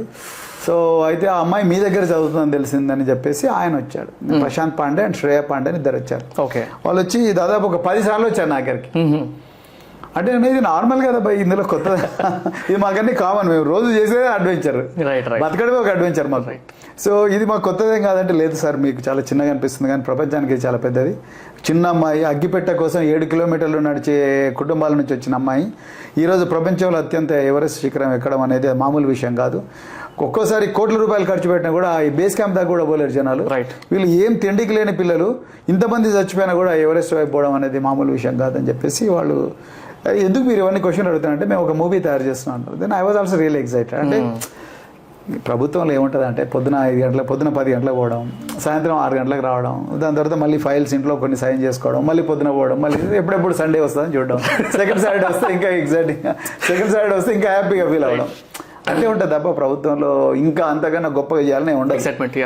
సో ఈ తర్వాత ఇంకా ప్రభుత్వంలో ఇంకోటి ఏముంటుందంటే మనం ఎంత చేసినా మన గురించి వాడు గుర్తించాడు, ఏ పేపర్ మన గురించి రాయదు, ఇవన్నీ ఈ పెయిడ్ న్యూస్ మనం చేయించలేము, మనకంటూ పిఆర్ ఉండదు, ప్రభుత్వంలో పిఆర్ పెద్ద ఎంకరేజ్ కూడా చేయరు. సో మన గురించి ఒకటి పట్టుకుని మన పని మన గుండెకి మంచిగా అనిపిస్తే చేద్దాం, లేకపోతే లేదు. పని చేసినా చేయకపోయినా జీతం అయితే పక్కా వస్తుంది. సో కార్ ఇచ్చింది గవర్నమెంట్, ఏసీ రూమ్ ఉంటుంది, ఇంకా అంతకన్నా ఏం కావాలని ఆలోచిస్తారు జనం, చాలా మంది ఇట్లా ఆలోచిస్తారు. సో అంటే నేను ఎందుకు దీనికి ఒప్పుకున్నా అంటే ఈ పిల్లలు పడ్డ కష్టం, ఈ పిల్లల తల్లిదండ్రుల వెనుకున్న ఘర్షణ, ఆ స్థాయికి రావడానికి కోచ్ శేఖర్ బాబు చేసిన కృషి, దాని తర్వాత వెనక ఉండే టీచర్లు, వీళ్ళందరికీ శ్రమ బయట ప్రపంచం తెలిస్తే బాగుంటుందని చెప్పి నేను చెప్పిన. సో దాని తర్వాత రాహుల్ బోస్ వచ్చాడు. Rahul Bose is a very good actor, famous Bollywood actor. So అతను ఏమన్నాడంటే, doctor Praveen I will play your role అన్నారు. నాకు ఒకసారి ఫ్యూజ్ నేనెక్కడ ఒక మామూలు ఐపీఎస్ ఆఫీసర్, నా రోల్ ఈయన ప్లే చేయడం ఏంటి అని చెప్పేసి ఆయన దగ్గర ఆయన కూడా 10 సార్లు వచ్చాడు. Because he wanted to see me how I function. నేను నా రోలే ప్లే చేయాలి కాబట్టి నేను ఎట్లా అన్నం తింటా, నేను ఇంటికి ఎట్లా పోతా, మా ఇంట్లో కూడా చాలాసార్లు అన్నం తిన్నాను నాతో పాటు, తర్వాత నేను మార్నింగ్ ఎక్సర్సైజ్కి ఎట్లా వెళ్తాను, తర్వాత అన్నీ మొత్తం చూశాడు. చూసిన తర్వాత వాళ్ళ టీం అంతా తీసుకొని వచ్చి, సార్ నేను ఈ స్క్రిప్ట్ తీసుకొని నేనే ప్రొడ్యూసర్, నేనే డైరెక్టర్, నేనే యాక్టర్గా 3 నేనే ఉండి చేస్తానని చెప్పేసి చెప్పాడు. So then fortunately for him the film became very good hit. Very nice. ఇప్పటికి కూడా ఆల్ ఇంటర్నేషనల్ ఫ్లైట్స్లో, ఎస్పెషల్లీ ఎయిర్ ఇండియా ఫ్లైట్స్ వీటన్నిటిలో కూడా అమెజాన్ ప్రైమ్లో ఈ మూవీ ఉంటుంది. ఆ ఇంటర్నేషనల్ ఫ్లైట్స్లో కూడా ఆ మూవీ చూసిన వాళ్ళు ఒక్కసారి నాకు ఎట్లో అట్లా కనుక్కొని మెయిల్ కూడా చేసేవారు. Very nice. ఇక్కడ డిఫరెంట్ కంట్రీస్ వచ్చాయి మెయిల్స్, టర్కీ నుంచి ఒకసారి వచ్చాయి, బ్రిటన్ నుంచి వచ్చాయి. సో అట్లా చాలా చోట్ల నుంచి మెయిల్స్. అందులో ఒక సీన్ గురించి నేను రియల్ లైఫ్లో ఎలా అయిందో కనుక్కుందాం అనుకున్నాను sir. Someone in that panel will be asking you, ఆ అమ్మాయి వెళ్ళి ఏదైనా ఇష్యూ అయితే అమ్మాయి బాడీ కూడా రాదు వెనకలికి అని ఒక క్వశ్చన్ పోస్ట్ అయినప్పుడు మీరు దాన్ని ఎలా డేర్ చేసి? నిజంగా కష్టమైన, మీరు ఎట్లయితే నక్సలైట్లను చర్చలు చేయడానికి పోయినా అది కూడా అలాంటి డెసిషన్. పొద్దున వాళ్ళిద్దరికి ఏమన్నా అయితే ఆల్మోస్ట్ 18 మంది చనిపోయారు. మేము అసలు రమ్మన్నాం ఆ పిల్లల్ని, ఎందుకన్నా మంచిది చిన్న పిల్లలని, కానీ వాళ్ళు రామన్నారు. ఎందుకు రామన్నారంటే, మీరు ఎంతమంది ఫస్ట్ క్వశ్చన్ మనం ఇంటర్వ్యూ స్టార్ట్ చేసిన ఫస్ట్ క్వశ్చన్ అన్నారు సార్, రిజర్వేషన్స్ వల్ల ఎఫిషియన్సీ తగ్గిపోతుంది అన్న భావన. అంటే మమ్మల్ని చాలా నెగిటివ్గా స్టీరియోటైప్ చేశారు. స్టీరియోటైప్ అంటే మేము ఇంతే, మేము దీనికే పనికి వస్తాం, చీపురు పట్టుకొని ఊడవడానికే పనికి వస్తాం, లేకపోతే అడవుల్లో జంతువులను మేపడానికే పనికి వస్తాం, లేకపోతే ఏదో 10 మంది చనిపోతే ఆ శవాన్ని మోయడానికే పనికి వస్తాం, లేకపోతే బొందలు తోవడానికే పనికి వస్తాం అన్న భావన తరతరాలుగా చొప్పించబడ్డ ఈ పరిస్థితి నుండి మేము కూడా ఇది చేయగలం. మీ తెన్జింగ్ నార్గే లేకపోతే ఎడ్మండ్ హిల్లరీ మాత్రమే కాదు, మేము కూడా చేయగలం ఈ పని అని ఆ పిల్లలు ప్రూవ్ చేయాలనుకున్నారు. చాలా చిన్న ఏజ్లో వాళ్ళకి రియలైజేషన్ రావడం చాలా గ్రేట్. సో ఆ విధంగా వాళ్ళకున్నప్పుడు, నేను వాళ్ళ గుండెలో ఆ కసి ఉన్నప్పుడు ఒక ఆఫీసర్గా నేను వాళ్ళకి ఎంత డబ్బు కావాలంటే అంత డబ్బు తీసుకురావాలి, కానీ వాళ్ళ ఆ ఉత్సాహం మీద నీళ్లు చల్లకూడదు అనుకున్నాను నేను. నాకు తెలుసు దాంట్లో రిస్క్ ఉంది. ఎవరెస్ట్లో ఇప్పటికీ 450 మంది 500 శవాలు అట్లనే ఎవరెస్ట్లో ఉన్నాయి. ఎవరెస్ట్ ఇంట్లో రాలేదు శవాల వైపు. ఎవరెస్ట్ ఒక శవం, ఒక వ్యక్తి చనిపోతే ఆ శవాన్ని మళ్ళీ తీసుకురాలేము, ఇట్స్ నాట్ పాసిబుల్. దానిలో సరిపోతే తీసుకురానికి వెళ్తాం మనం. అది ఎగ్జాక్ట్లీ, అంటే అసలు పోవడం అనేది ఇంపాసిబుల్. Right sir. రెండోది, మీరు జూన్లోనే ఎవరెస్ట్ మీదకి పోగలరు, మళ్ళీ తర్వాత 10 నెలలు ఎవరెస్ట్ మీదకి ఎవరు పోలేదు. రైట్.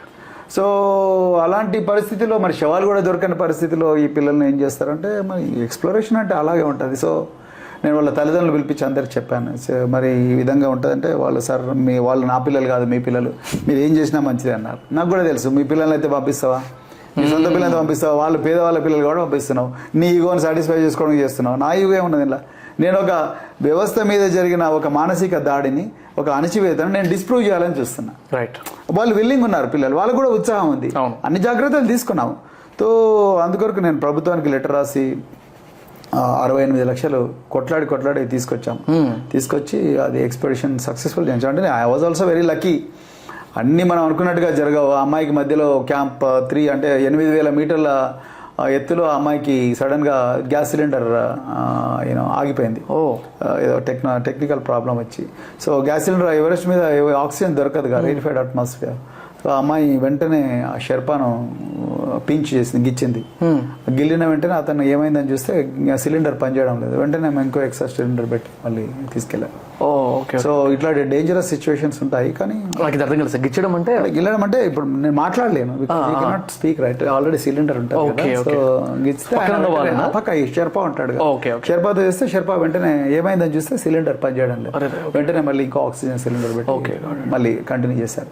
ఇట్లాంటివి చాలా జరుగుతాయి. సో కొంతమంది అలాగే చనిపోతుంటారు. సో హాల్యూసినేషన్స్ వస్తాయి, ఇవన్నీ వస్తాయి. సో ఇవన్నీ డిఫరెంట్ వెదర్ కండిషన్స్, అంతే కదా, బాడీకి అలవాటు లేక చాలా మంది అలాగే చనిపోతారు. పోయే ప్రతి వాళ్ళు కూడా, అసలు వీళ్ళు వాపసు వచ్చేటప్పుడే 3 చనిపోయారు. మళ్ళీ ఎంతమంది వెళ్ళారు సార్ ఇక్కడ నుంచి? మన దగ్గర నుంచి 2 వెళ్ళారు. ఆ ఎక్స్పెడిషన్ డిఫరెంట్ కంట్రీస్ నుంచి వస్తారు. ఫామ్ అయ్యి వెళ్తారు. నేపాల్ సైడ్ 18 మంది చనిపోయారు. ఈ సైడ్ రిటర్న్ వచ్చినప్పుడు 2 చనిపోయారు. సో మన దగ్గర నుంచి 5 మంది వెళ్ళారు టోటల్. ఈ టీంలో రకరకాల టీమ్స్ అయితే ఇక్కడ 5 మంది వెళ్తే 2 ఎక్కగలిగారు. ఓకే. సో ఇవన్నీ స్వేరోస్ అనే ఒక ఆర్గనైజేషన్ నుంచి వెళ్ళినాయా సార్? ఇవన్నీ స్వేరోస్ అనేదేమో ఒక identity movement, Right. Social welfare residential school అనేది ఒక ఆర్గనైజేషన్. Okay. అందులో చదివే ప్రతి విద్యార్థిని కూడా స్వేరో అంటారు. ఇప్పుడు సపోజ్ ఐఐటీలో చదవాలని ఐఐటి అని అంటారు, right. సో ఎన్ఐటి చదవాలి ఎన్ఐటి అని అంటారు, రైట్. అట్లనే ప్రతి మీ ట్విట్టర్ హ్యాండిల్లో మీ పేరు స్వేరో స్వేరో అని ఉంటుంది. స్వేరో అని. సో ఒక చిన్న డౌట్ సార్, మీ ఒక ఇంటర్వ్యూలో మీరు మాట్లాడుతూ 1000 కోట్ల ఫండ్ నేను ప్రాపర్గా యూటిలైజ్ చేశాను అన్నారు. నాకు అది అర్థం కాలేదు. అంటే 1000 కోట్ల ఫండ్ గవర్నమెంట్ నుంచి వచ్చిందా? అవును. దేనికి వచ్చింది సార్? బడ్జెట్ అంటే ఒక ఆర్గనైజేషన్ నడపడానికి గవర్నమెంట్ ఈ ఆర్గనైజేషన్ కోసం 1000 కోట్లు వచ్చింది. ఈ ఆర్గనైజేషన్ మెయిన్ సంవత్సరం 1000 కోట్లు వస్తుంది. ఇంతకుముందు 300 వచ్చేది, నేను వచ్చిన తర్వాత 1000 కోట్లకు పెంచాను. వావ్. సో ఇప్పుడు జనరల్గా దీన్ని ఎక్కడ డిస్ట్రిబ్యూట్ చేస్తాం మనం? విద్యార్థుల తిండి కోసం, విద్యార్థుల బట్టల కోసం, విద్యార్థుల పుస్తకాల కోసం, విద్యార్థుల ప్లే గ్రౌండ్స్, తర్వాత స్కూల్స్ కట్టడం కోసం, తర్వాత స్కూల్స్లో ఫర్నిచర్ కోసం, తర్వాత ఉపాధ్యాయుల జీతాల కోసం, వీటన్నిటి కోసం చేస్తాం. That's nice. అది చూసినప్పుడు అడుగుదాం అనుకున్నాను అనమాట. ఈ 1000 కోట్లు ప్రాపర్గా దీని కస్టోడియన్ ఎవరు ఉంటారు? ఇంతకుముందు నేను రాకముందు ఏం జరిగేదంటే, ఈ డబ్బును ఖర్చు చేయలేక చాలా మంది ఆ డబ్బును వెనక్కి పంపించేసేవాళ్ళు. ఆహా. పిల్లలకు నాన్ వెజ్ ఉండేది కాదు, పిల్లలకు ఏదో పప్పన్నమ్మ నీళ్ళచారు పెట్టేవాళ్ళు, దాని తర్వాత ఒక్కోసారి ఏదో వంకాయలు టెంకాయలు అవి చిన్న చిన్నవి పెట్టేవాళ్ళు. సో నాన్ వెజిటేరియన్ పెట్టేవాళ్ళు కాదు. తర్వాత మటన్ కానీ, చికెన్ కానీ, ఘీ కానీ, తర్వాత మిల్క్ సరిగా వచ్చేది కాదు. తర్వాత ఈవినింగ్ పూట స్నాక్స్ వచ్చేవి కాదు. పేదవాళ్ళు తిండి దొరకదు వాళ్ళకి ఇళ్ళలో, నేను చూశాను కదా. సో వాళ్ళను ఎవరు పట్టించుకునే వాళ్ళు కాదు. కానీ నేను వచ్చిన తర్వాత ఎందుకు ఇది జరగడం లేదని నేను ఒక 6 నెలలు ఫీల్డ్ మీద బాగా తిరిగితే విద్యార్థులకు ఏ విధంగా ఖర్చు పెట్టాలో ఉపాధ్యాయులకు అవగాహన లేదు, కొంతమందికి ఆ హార్ట్ కూడా లేదు. అర్థమైంది. సో అందుకొరకు నేను బలవంతంగా ఈ పని చేయించాల్సి వచ్చింది. 4 సార్లు చికెన్, 2 సార్లు మటన్, తర్వాత ఘీ ఇవన్నీ పెడితే వాళ్ళ ఆరోగ్యం మంచిగా ఉంటుంది. చిన్న ఉన్నప్పుడు బాగా తినాలి కదా, తిండి లేని కుటుంబాల నుంచి వస్తారు కాబట్టి. సో ఆ విధంగా నేను వాపసు ప్రభుత్వానికి ఖర్చు పెట్టకుండా వాపసు పంపించడం ఏంటి అసహ్యంగా. ప్రభుత్వం ఖర్చు పెట్టమని ఇస్తే ఖర్చు పెట్టకుండా ఈ పిల్లలేమో ఒకవైపు ఆకలి కొని ఉంటారు, బట్టలు కూడా సరిగా ఉండవు. షూస్ అనేది ఇస్తారు, షూస్ ఇస్తే ఒక నెలలోనే మొత్తం చినిగిపోతాయి షూస్. నేను అప్పుడు ప్రత్యేకంగా ఢిల్లీకి పోయి వీళ్ళందరి కోసం షూ డిజైన్ చేయించి ప్రత్యేకంగా ఆ షూ డిజైన్ చేసి వాళ్ళని ఫీల్డ్ టెస్టింగ్ చేసి మంచి షూస్ 2 సంవత్సరాల పాటు ఉండే షూస్ ఇవ్వడం, ట్రాక్ సూట్ ఇవ్వడం, వాళ్ళ కోసం ప్లే గ్రౌండ్స్ తయారు చేయడం, ఇవన్నీ చేసేవాళ్ళం. ఇదంతా మీరు ప్రొఫెషనల్ ఉన్నప్పుడు చేశారు? అబ్సల్యూట్లీ. అదే ఇప్పుడు మీరు ప్రొఫెషనల్ ఉన్నప్పుడు ఇన్ని గణం చేస్తున్నప్పుడు సార్, నాకు ఒక క్వశ్చన్ ఉండింది అనమాట. When I was reading those articles and all, Swaeroes నుంచి కానీ ఈ రెసిడెన్షియల్ స్కూల్స్ నుంచి కానీ, ఫ్రీ ఎడ్యుకేషన్తో పాటు ఎన్ని వాటికల్ సహకారాలతో పాటు పిల్లలు దేవర్ ప్లేయింగ్ గోల్ఫ్ లాంటి గేమ్స్ లాగా ప్లే చేస్తున్నా, అంటే అంత ఫెసిలిటీస్ ఉన్నప్పుడు when we compare it with the regular government schools in state of Telangana, Andhra Pradesh, మనం ఒకవేళ యూఎస్ కంట్రీస్ చూస్తే అక్కడ ఫ్రీ ఎడ్యుకేషన్ పబ్లిక్ స్కూల్ మీదనే పడతారు మనుషులు. ఇక్కడ కట్టుకునే స్తోమత లేకపోయినా ప్రైవేట్ స్కూల్లో వేస్తేనే బాగుంటారు, మన పిల్లలు బాగుపడతారు అనే సిచ్యువేషన్ ఇప్పుడు నడుస్తున్నప్పుడు how do you feel about this sir? Very sad.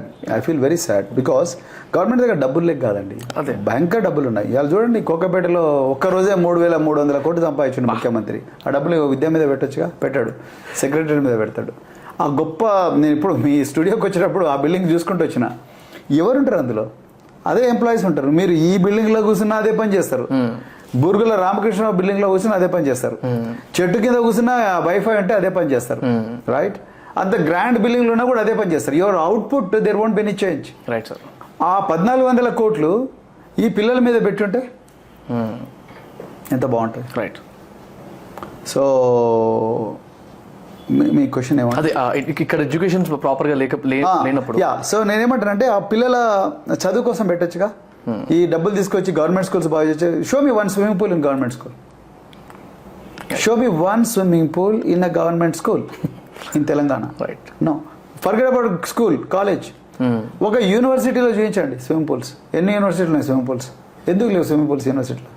ప్రతి సంవత్సరం కూడా 100 మంది చచ్చిపోతా ఉన్నారు వరదల్లో కొట్టుకొని పోయి, వాగుల్లో పడి, బావుల్లో పడి. Water swimming is a basic essential life skill. మరి ఎందుకు స్విమ్మింగ్ నేర్పించట్లే? ఉదాహరణకు చెప్తున్నాను నేను. షో మీ డ్రైవింగ్ స్కూల్, అమ్మాయిలకు డ్రైవింగ్ స్కూల్ కానీ అబ్బాయిలకు డ్రైవింగ్ స్కూల్స్ ఎక్కడ ఉన్నాయి? వీటి మీద ఖర్చు పెట్టచ్చుగా గవర్నమెంట్. మీరు ఫైన్ ఆర్ట్స్, ఇప్పుడు మీరు అందరు ఇక్కడ ఎవరెవరి దగ్గర నుంచి నేర్చుకున్నారు, మీ ఓన్ రిసోర్స్ పెట్టి నేర్చుకున్నారు. ఎందుకు government, why can't government teach? So ఆ డబ్బులన్నీ తీసుకొచ్చి ఎక్కడ అసలు ఈ స్టేట్కి ఉండే ఆస్తి ఏంటి? భూమి కాదు. ఈ స్టేట్కి ఉండే ఆస్తి భూమి కాదు. భూమి ఎప్పుడైనా ఉంటుంది, కేసీఆర్ ఉన్నా ఉంటుంది, ప్రవీణ్ కుమార్ ఉన్నా ఉంటుంది, లేకపోతే ఇంకెవరున్నా ఉంటుంది. భూమి is not going to change, only ownership will change. Right, right. దాని నుంచి నువ్వు కొత్తగా సాధించేది ఏమున్నది? అర్థమైందా మీకు? అర్థమైంది. బట్ మనిషి ఈజ్ అ డైనమిక్ పర్సన్, మనిషి ఈజ్ అ లివింగ్ క్రియేచర్. భూమి ఈజ్ వెరీ స్టేల్, రాళ్ళు రప్పలు అట్లనే ఉంటాయి. కానీ మనిషి ఈజ్ ఎ డైనమిక్ పర్సన్. మనిషి human being is the one who changes the value of land. భూమి విలువ పెంచేది తగ్గించేది మనిషి. ఆ మనిషి మీద ఫోకస్ చేయకుండా భూమి మీద ఫోకస్ చేస్తే ఏమొస్తుందండి? అర్థమైందా? సో ఇప్పుడు విద్యార్థుల మీద ఫోకస్ చేయకుండా 61,75,000 మంది విద్యార్థులు, అంటే 62 లక్షల మంది విద్యార్థులు ఉన్నారు ఇక్కడ తెలంగాణలో. దాదాపు 7 నుంచి 8 లక్షల మంది హైయర్ ఎడ్యుకేషన్లో ఉన్నారు విద్యార్థులు. దాదాపు అంటే 70 నుంచి 80 లక్షల మంది విద్యార్థులు ఉన్నారు ఈ రాష్ట్రంలో, కేజీ నుంచి పీజీ వరకు తీసుకుంటే. సో వాళ్ళందరి పరిస్థితి ఏంటి? వాళ్ళందరి మీద ఎవరైనా ఖర్చు పెడుతున్నారా? ఏం ఖర్చు పెట్టట్లే. ఇప్పటి వరకు 2,100 పోస్టులు వేకెంట్ ఉన్నాయి, టీచర్ల పోస్టులు. మరి ఏం నేర్పిస్తున్నారు? నేను ఏమంటున్నా అంటే ఆ డబ్బును విద్యా వ్యవస్థ మీద పెడితే బాగుంటుంది పాలకులు. అది బెటర్ ఇన్వెస్ట్మెంట్ అవుతుంది. బెటర్ కాదు, బెస్ట్ ఇన్వెస్ట్మెంట్. అసలు ఈ దేశంలో ఈ రాష్ట్రంలో బెస్ట్ రిసోర్సెస్ అంటే హ్యూమన్ రిసోర్స్. అందుకొరకు అన్నాడు గురుజాడు ఏమన్నాడు, దేశం అంటే మట్టి కాదు మనుషులు, దేశం అంటే మనుషుల మీద ఇన్వెస్ట్ చేయాలి కదా నువ్వు. ఇజ్రాయెల్ ఏమన్నది, మన ఆదిలాబాద్లో సగం ఉంటుంది, బట్ ఎందుకు మన తెలంగాణ ఇండియా కన్నా ఎందుకు పవర్ఫుల్ అయింది ఇజ్రాయెల్? ఎందుకు అంత పవర్ఫుల్ అయింది? ఎందుకు పవర్ఫుల్ అయింది అంటే because they invested on human beings. వాళ్ళ ఎడ్యుకేషన్ మీద, వాళ్ళ హెల్త్ మీద, వాళ్ళకు ఉండే ఇన్ఫ్రాస్ట్రక్చర్ మీద, వాళ్ళ బళ్ళ మీద, వాటి మీద పెట్టారు. మనం దేని మీద పెడుతున్నాం? ఇప్పుడు దేవుడి మీద నమ్మకం ఉండాల్సిందే, దేవుడి గుడి కట్టుకోవాల్సిందే. నీకు బాగా డబ్బున్నప్పుడు కట్టుకో కదా. తీసుకుపోయి లోన్ తీసుకొచ్చి యాదాద్రి మీద ఖర్చు పెట్టడం, అదే ఒక ఉస్మానియా మీద పెట్టొచ్చుగా. అది కూడా అక్కడే కదా గుడి. నిజమైన దేవుడికి ఏం కావాలి? మనుషులందరూ సమానం, మనుషులందరూ బాగుండాలని దేవుడు, ఏ దేవుడైనా, if you believe in god for a while, right? So అలాంటప్పుడు స్కూళ్ళ కన్నా బళ్ళ కన్నా మించిన గుళ్ళే ఉంటాయండి. వాటి మీద ఖర్చు పెట్టాలంటాను, కానీ ఇక్కడ పాలకులు వాటి మీద పెట్టడం లేదు. అదే నా బాధ. అందుకొరకు రాజకీయాలకు వచ్చి దాని గురించి కొన్ని క్వశ్చన్స్ ఉన్నాయి సార్ యాక్చువల్గా. ఇంకోటి, before we enter in to that segment of the podcast, అంటే నా ఫీలింగ్ అది, చాలా మందిని అడిగిన వాళ్ళని కూడా అట్లనే అంటారు అనమాట. Why are police men visible in a different way? అంటే why are the visible a bit tough physically and mentally? Is it because అంటే వాళ్ళు ఏమైనా డిఫరెంట్ ట్రైనింగ్ ఏమైనా ఉంటుందా, లేకపోతే వాళ్ళ ఫిజికల్ ట్రైనింగ్ వల్ల వాళ్ళు అంత స్ట్రాంగ్ మెంటాలిటీ ఆస్పెక్ట్లో కానీ డెసిషన్ మేకింగ్ ఆస్పెక్ట్లో కానీ ఉంటారా అనేది ఒక క్వశ్చన్ ఎప్పటి నుంచి ఉండిందనమాట. చూడగానే గుర్తుపట్టవచ్చు, even if they not there in their uniforms, physical appearance వల్ల and the way they talk, ఆ ఫర్మ్ ఉండడం కానీ, ఆ స్ట్రాంగ్గా ఉండడం కానీ, అంటే అది నా మైండ్లో ఉండేది. సో ఎలాంటి ట్రైనింగ్స్ ఉంటాయి సార్ ఇట్లా? ఈ పోలీస్ మ్యాన్కు బేసిక్గా ట్రైనింగ్లో ఏంటంటే, అది చెప్పి చేస్తారా చెప్పకుండా చేస్తారా తెలియదు, కానీ పోలీస్ మెన్ కానీ, ఆర్మీ పర్సన్స్ కానీ, పోలీస్ యూనిఫామ్లో ఉండే ప్రతి ఆఫీసర్ను కూడా ట్రైనర్స్ రా మెటీరియల్ అయితే, మీరు ఎట్లయితే రా టాక్ అంటున్నారో రా మెటీరియల్ వెళ్తారు. రా మెటీరియల్ ఏముంటుంది? ఛాయ్ తాగి అక్కడ పోయి హోటల్లో ఛాయ్ తాదాం, లేకపోతే వైన్ షాప్లో బీర్ తాదాం, అంటే చిల్లింగ్ అవుట్ బేసిక్గా యూత్ కుండే హ్యాబిట్స్ చెప్తున్నాను. అలాంటి వాళ్ళు బాగా చదువుకున్న వాళ్ళు, కొంచెం మంచి దేహదారుడ్యం ఉండేవాళ్ళు, నేను పోలీస్ ఆఫీసర్ కావాలి, సినిమాల్లో చూసి ఇంప్రెస్ అవుతారు, రియల్ టైం పోలీస్ వాళ్ళని చూసి ఇంప్రెస్ అవుతారు, వాళ్ళ ఊర్లలో సబ్ ఇన్స్పెక్టర్ ఆఫ్ పోలీస్ చూసి ఇంప్రెస్ అవుతారు, ఆర్మీ జవాన్లను చూసి ఇంప్రెస్ అవుతారు, వాళ్ళు యూనిఫామ్లో జంగిల్ ప్యాచెస్లో క్యామోఫ్లేజ్ యూనిఫామ్లో వస్తే ఇంప్రెస్ అవుతారు, వాళ్ళు AK-47 పట్టుకొని నడుస్తుంటే ఇంప్రెస్ అవుతారు. It depends. అంటే చైల్డ్హుడ్ నుంచి కొంతమంది మూవీలు చూడడం వల్ల కానీ, రియల్ లైఫ్లో పోలీస్ మెన్ చూడడం ఇంప్రెస్ అవుతారు. కానీ దాంట్లో ఉండే కష్టాలు నష్టాలు వీళ్ళకేం తెలియదు. సో అకాడమీకి పోయిన వెంటనే ఫస్ట్ మీరు లోపలికి ఎంటర్ అంటే ముందు మీ మిలిటరీ కట్టిస్తాడు. అక్కడనే ఫస్ట్ నీ ఈగో మొత్తం డౌన్ అవుతుంది. పొద్దున్న 5 గంటలకు లేపుతాడు, సార్ 4:30 లేపుతాడు, 4:30 లేపి ఫాలిన్ అంటాడు. ఫాలిన్ అంటే అందరూ పొద్దున 7 గంటలకు బ్రష్ చేసుకునే రకాలు బాగా చదువుతారు, అక్కడ పోతారు, కానీ 4:30 లేపుతాడు. లేపి అతి కష్టం మీద కళ్ళు మొదలు పడుతుంటే గ్రౌండ్ మీద పెడతాడు, నిలబెట్టి అందరికి ఛాయ్ పోస్తాడు. ఛాయ్ పోతే పోతాం మొత్తం కూడా. పోయిన తర్వాత షూ అవన్నీ తీసుకొని పరిగెట్ట మొదలు పెడతారు. కొంతమంది ఏం చేస్తారు, 4:30 రావాల్సినాడు ఉదయం 4:40 వస్తాడు, ఛాయ్ అంతా అట్లనే మిగిలి ఉంటుంది. నిర్దాక్షిణ్యంగా ఛాయ్ మనకి ఇవ్వకుండా మన ముందనే కింద పడేస్తాడు, మొత్తం పారబోస్తాడు. అంత నిర్దయంగా ఉంటుంది. రాత్రి 1 గంటకు సడన్ గా ఫాలిన్ అంటారు. ఫాలిన్ వరకు నిద్ర అందరూ దుప్పట్లో పడేసి దండ పోయి అందరు పోయి లైన్ నిలబడతారు. సో దాని తర్వాత చాలా డిఫికల్ట్ కండిషన్స్ ఎక్స్పోజ్ చేస్తారు. సో బాధలు ఉంటాయి, తర్వాత కష్టాలు ఉంటాయి, తర్వాత కాళ్ళ నొప్పులున్నా కీళ్ళ నొప్పులున్నా వదిలేరు టీచర్లు. పరేడ్ చేయాల్సిందే, రన్నింగ్ చేయాల్సిందే, 10 కిలోమీటర్లు పరిగెట్టాల్సిందే, వెనక 5 కేజీల బ్యాగ్ పెట్టుకొని పరిగెట్టాల్సిందే, తుపాకులు పట్టుకొని పరిగెట్టాల్సిందే. తర్వాత యూనిఫామ్లో ఉన్నప్పుడు షేవింగ్ చేయకుండా పోతే వాడికి ఆ రోజంతా పనిష్మెంట్, ఇట్లా మోకాళ్ళ మీద ఇది చేస్తారు కంపల్సరీ. నేను గత గత 30 సంవత్సరాల నుంచి నేను షేవింగ్ ఒక్కరోజు కూడా మిస్ ఎవ్రీడే చూసాను ఒక వీడియోలో. తప్పదు. సో అంటే అట్లా it's part of your body. Like you know చెప్పుల మీద పోవడం అంటూ ఉండదు, స్లిప్పర్ల మీద బయటికి వెళ్ళడం అంటూ ఉండదు. కొన్ని మెస్సుల్లో అంటే police officers mess, army officer మెస్లో అయితే షూ లేకపోతే రానివాడు, టీ షర్ట్ వేసుకొని కూడా రానివాడు, షర్ట్ ప్యాంట్ వేసుకునే పోవాలి. కొన్ని ఇన్ఫార్మల్ గ్యాదరింగ్స్కు టక్ వేసుకునే పోవాలి. మీరు టక్ ఇన్ఫార్మల్ అయినా కూడా కొన్నిసార్లు అట్లుంటుంది.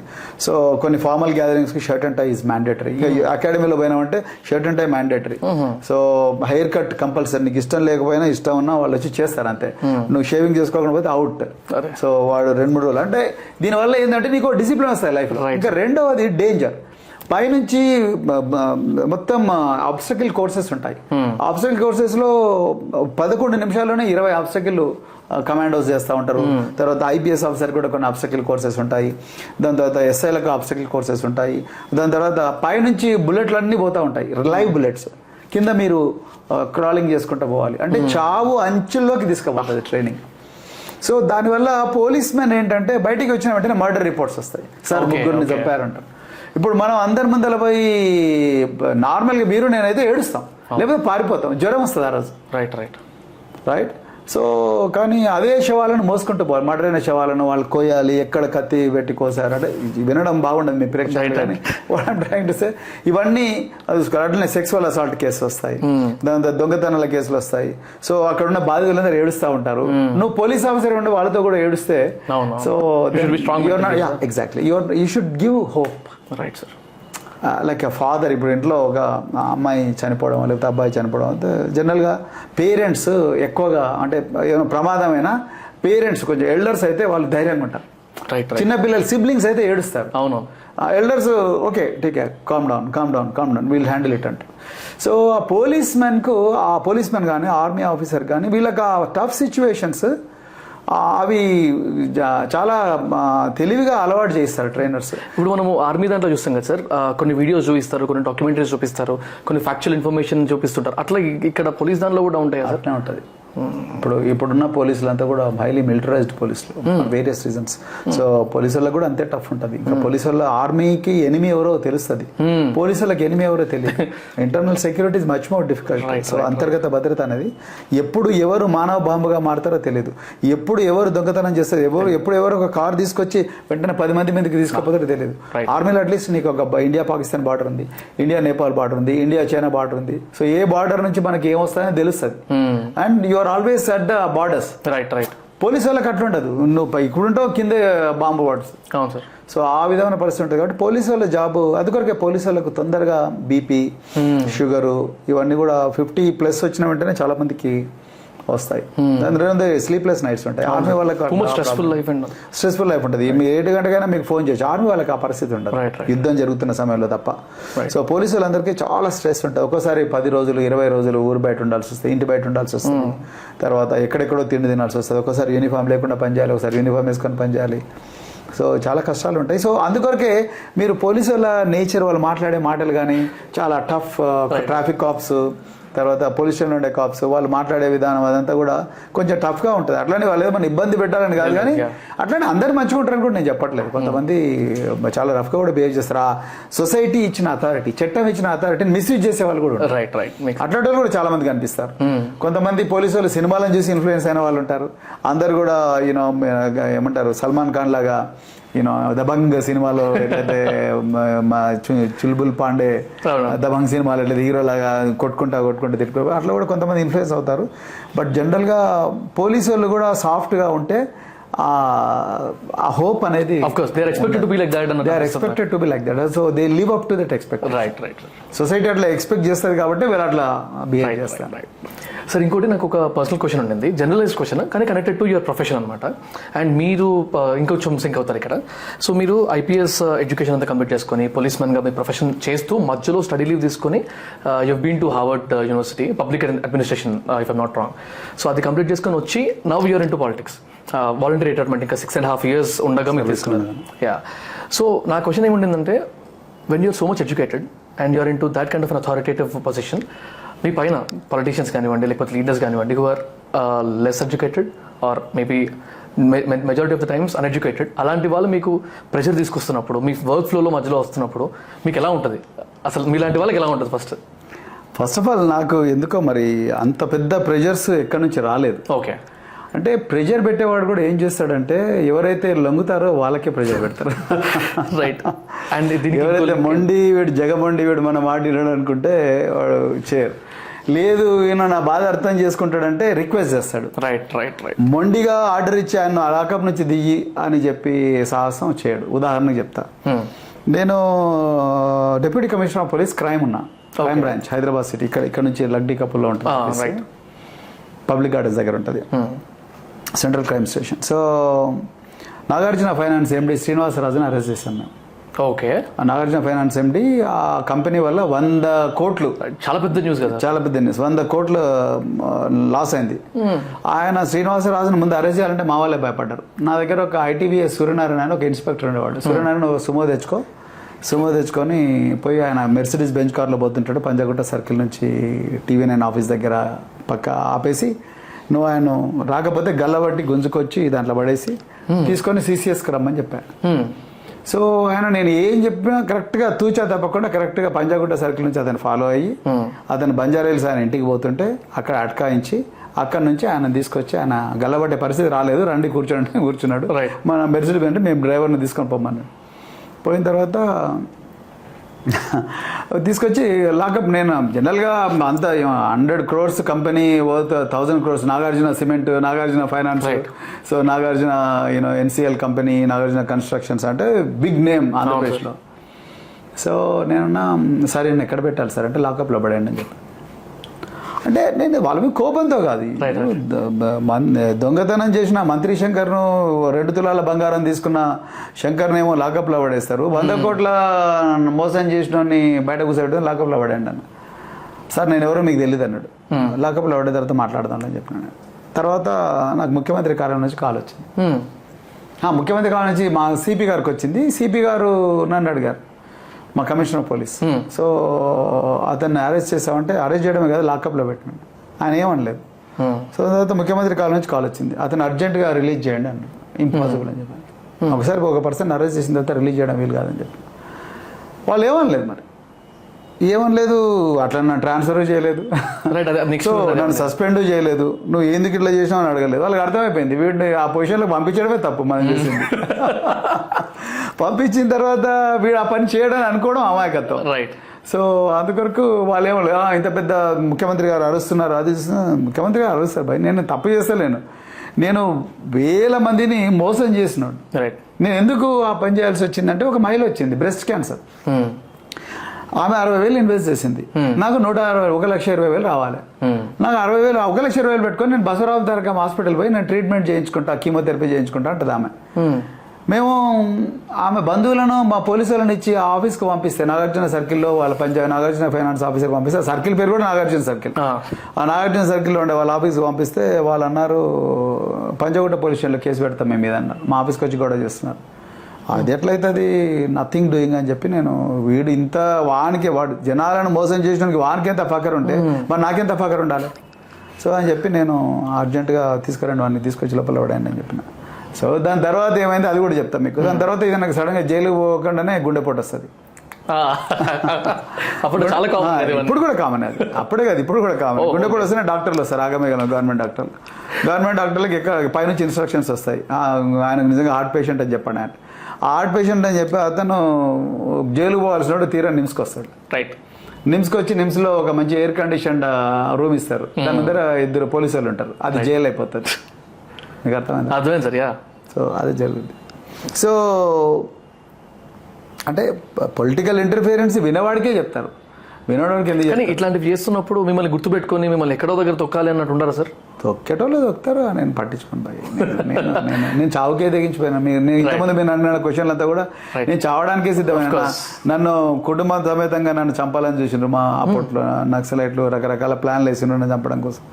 చావు అనేది 3 సార్లు మా మీద హత్యాయత్నం జరిగింది. సో మా ఫాదర్ ఫ్యూనరల్ కూడా నేను సరిగా 1 గంట కూడా ఉండలేకపోయినా. సో అవన్నీ జరుగుతూనే ఉంటాయి. అవన్నీ మనం చావు గురించి ఎక్కువ ఆలోచిస్తే జీవితంలో ఒక్క క్షణం కూడా బతకలేము. ఓకే, ఈజీగా ఉండాలి. ఇంకా 2 things. Life is an opportunity. Life చాలా గొప్ప ఆపర్చునిటీ.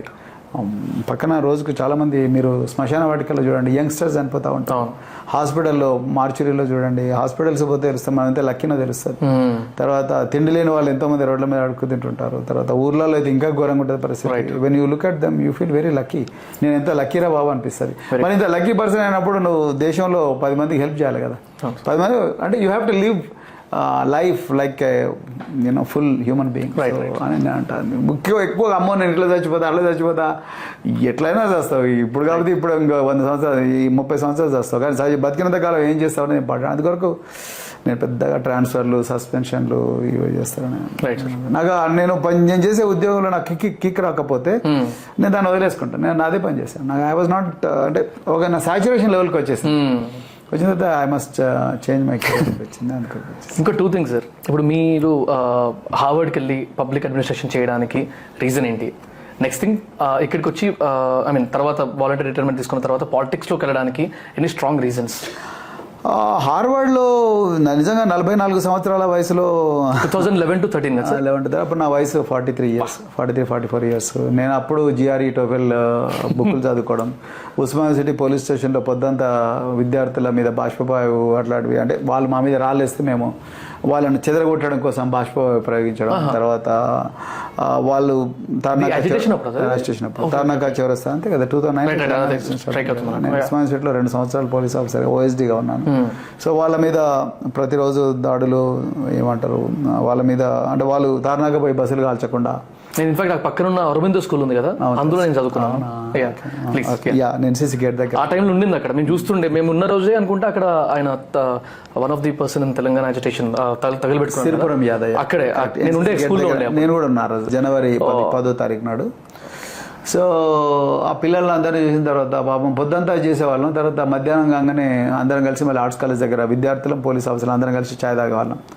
సో అప్పుడు వాళ్ళందరినీ చాలా ఇన్ఫార్మల్గా చాలాసేపు మాట్లాడేవాడిని విద్యార్థులతో. మాట్లాడితే వాళ్ళందరూ కూడా సార్ మా పరిస్థితి ఇట్లుంది, మమ్మల్ని ఎవరు పట్టించుకోవట్లేదు, తెలంగాణ వస్తేనే మా జీవితాలు మారుతాయి. తర్వాత చాలామంది టీచర్లతో మాట్లాడాను. నిజంగా తెలంగాణ విద్యార్థులు చాలా దోపిడీకి దగాకు అమాయకులు, చాలా దగా గురైంది, ఇప్పుడు కూడా గురవుతున్నారు. అది దాని విషయం తర్వాత మాట్లాడతాను నేను. సో అందుకొరకు నాకు ఇంకా విద్యార్థుల గురించి వాళ్ళ కుటుంబాల గురించి వాళ్ళ జీవితాల గురించి సరిగా అర్థం కాలేదని అనిపించింది నాకు. ఓకే. తర్వాత ప్రభుత్వం ఎక్కడో చాలా తప్పు చేస్తుంది అని అనిపించింది. తర్వాత ఆత్మహత్యలు చేసుకున్న పిల్లలను వాళ్ళ తల్లిదండ్రులు వాళ్ళ శవాలు తీసుకొని వాళ్ళ ఊర్లలోకి పోయేటప్పుడు కూడా వాళ్ళందరి బట్టలు కానీ వాళ్ళందరి బాధ వాళ్ళందరి ఆవేదన చూస్తే చాలా బాధ అనిపించేది. అంటే వాళ్ళందరూ పేదవాళ్ళు, వాళ్ళు ఏదో నమ్మి ఈ విధమైన త్యాగానికి పూనుకుంటున్నారు.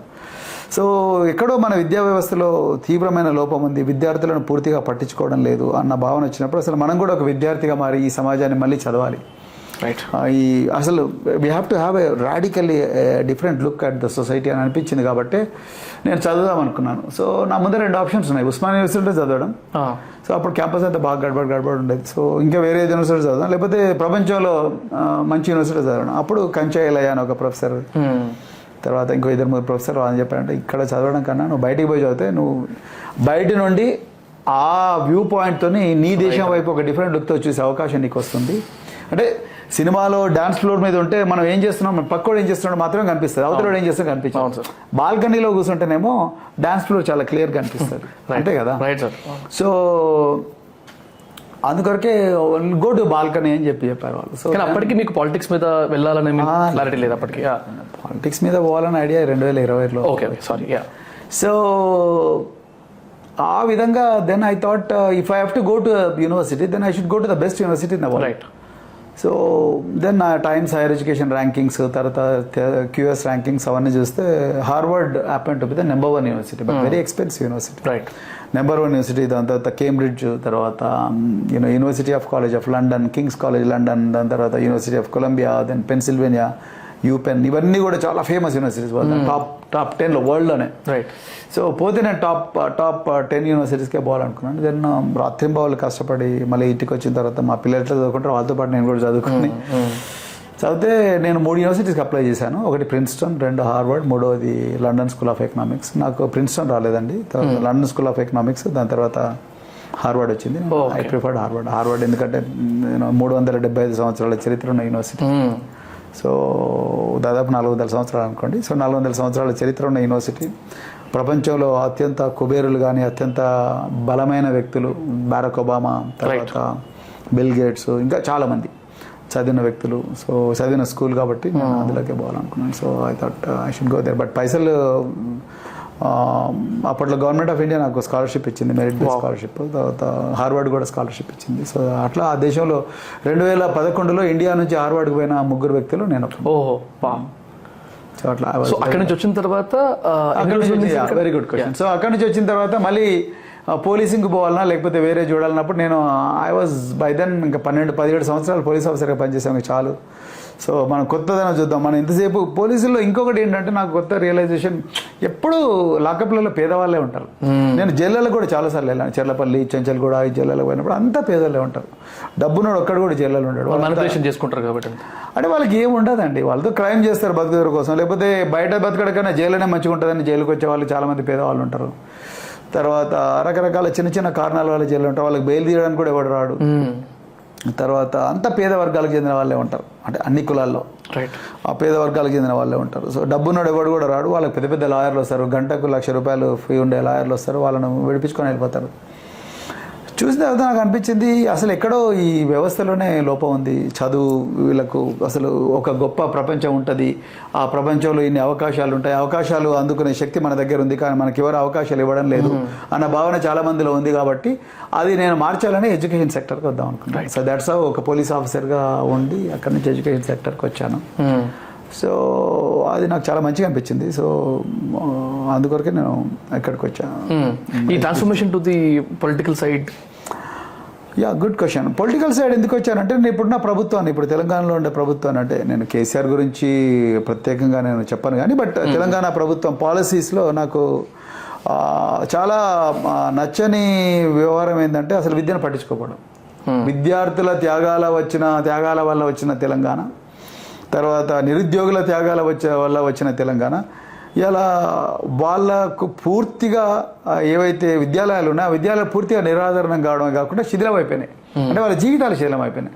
వాళ్ళకు డబ్బులు ఇవ్వకపోవడం, వాళ్ళకు స్కాలర్షిప్లు ఇవ్వకపోవడం, వాళ్ళకు పుస్తకాలు ఇవ్వకపోవడం, లైబ్రరీలో పుస్తకాలు లేకపోవడం, తర్వాత ఉపాధ్యాయులు లేకపోవడం, ఉపాధ్యాయులు లేకపోతే విద్యార్థులు ఎక్కడ చదువుకుంటారు, తర్వాత హాస్టళ్ళు సరిగా ఉండకపోవడం, తర్వాత విద్యాలయాల్లో విషాహారం రావడం, తర్వాత ముఖ్యమంత్రి అసలు విద్య మీద అసలు పట్టించుకోకపోవడం, నిరుద్యోగుల గురించి పట్టించుకోకపోవడం, తర్వాత అక్కడ పెట్టాల్సిన డబ్బంతా కూడా సెక్రటరియట్ లాంటి గ్రాండ్ ప్రాజెక్టులకు, లేకపోతే police command and control centre పెట్టడము, లేకపోతే దుర్గం చెరువు మీద కేబుల్ బ్రిడ్జ్ పెట్టడము, ఇట్లాంటి గ్రాండ్ స్కీమ్స్కు అందరికి కనిపించే స్కీమ్స్ కొడుతున్నాడు. కాబట్టి కనిపించని ఈ విద్యార్థులు ఏవైతే రోడ్ల మీద తిరుగుతున్నారో వాళ్ళ గురించి ముఖ్యమంత్రి గారు ఇక్కడ ఉండే పాలకులు ఆలోచించడం లేదు. కాబట్టి వాళ్ళు చేసేది ఏంది, 100కు 99 మంది మనం ఉన్నాం, we're 99%. Then why shouldn't we go there?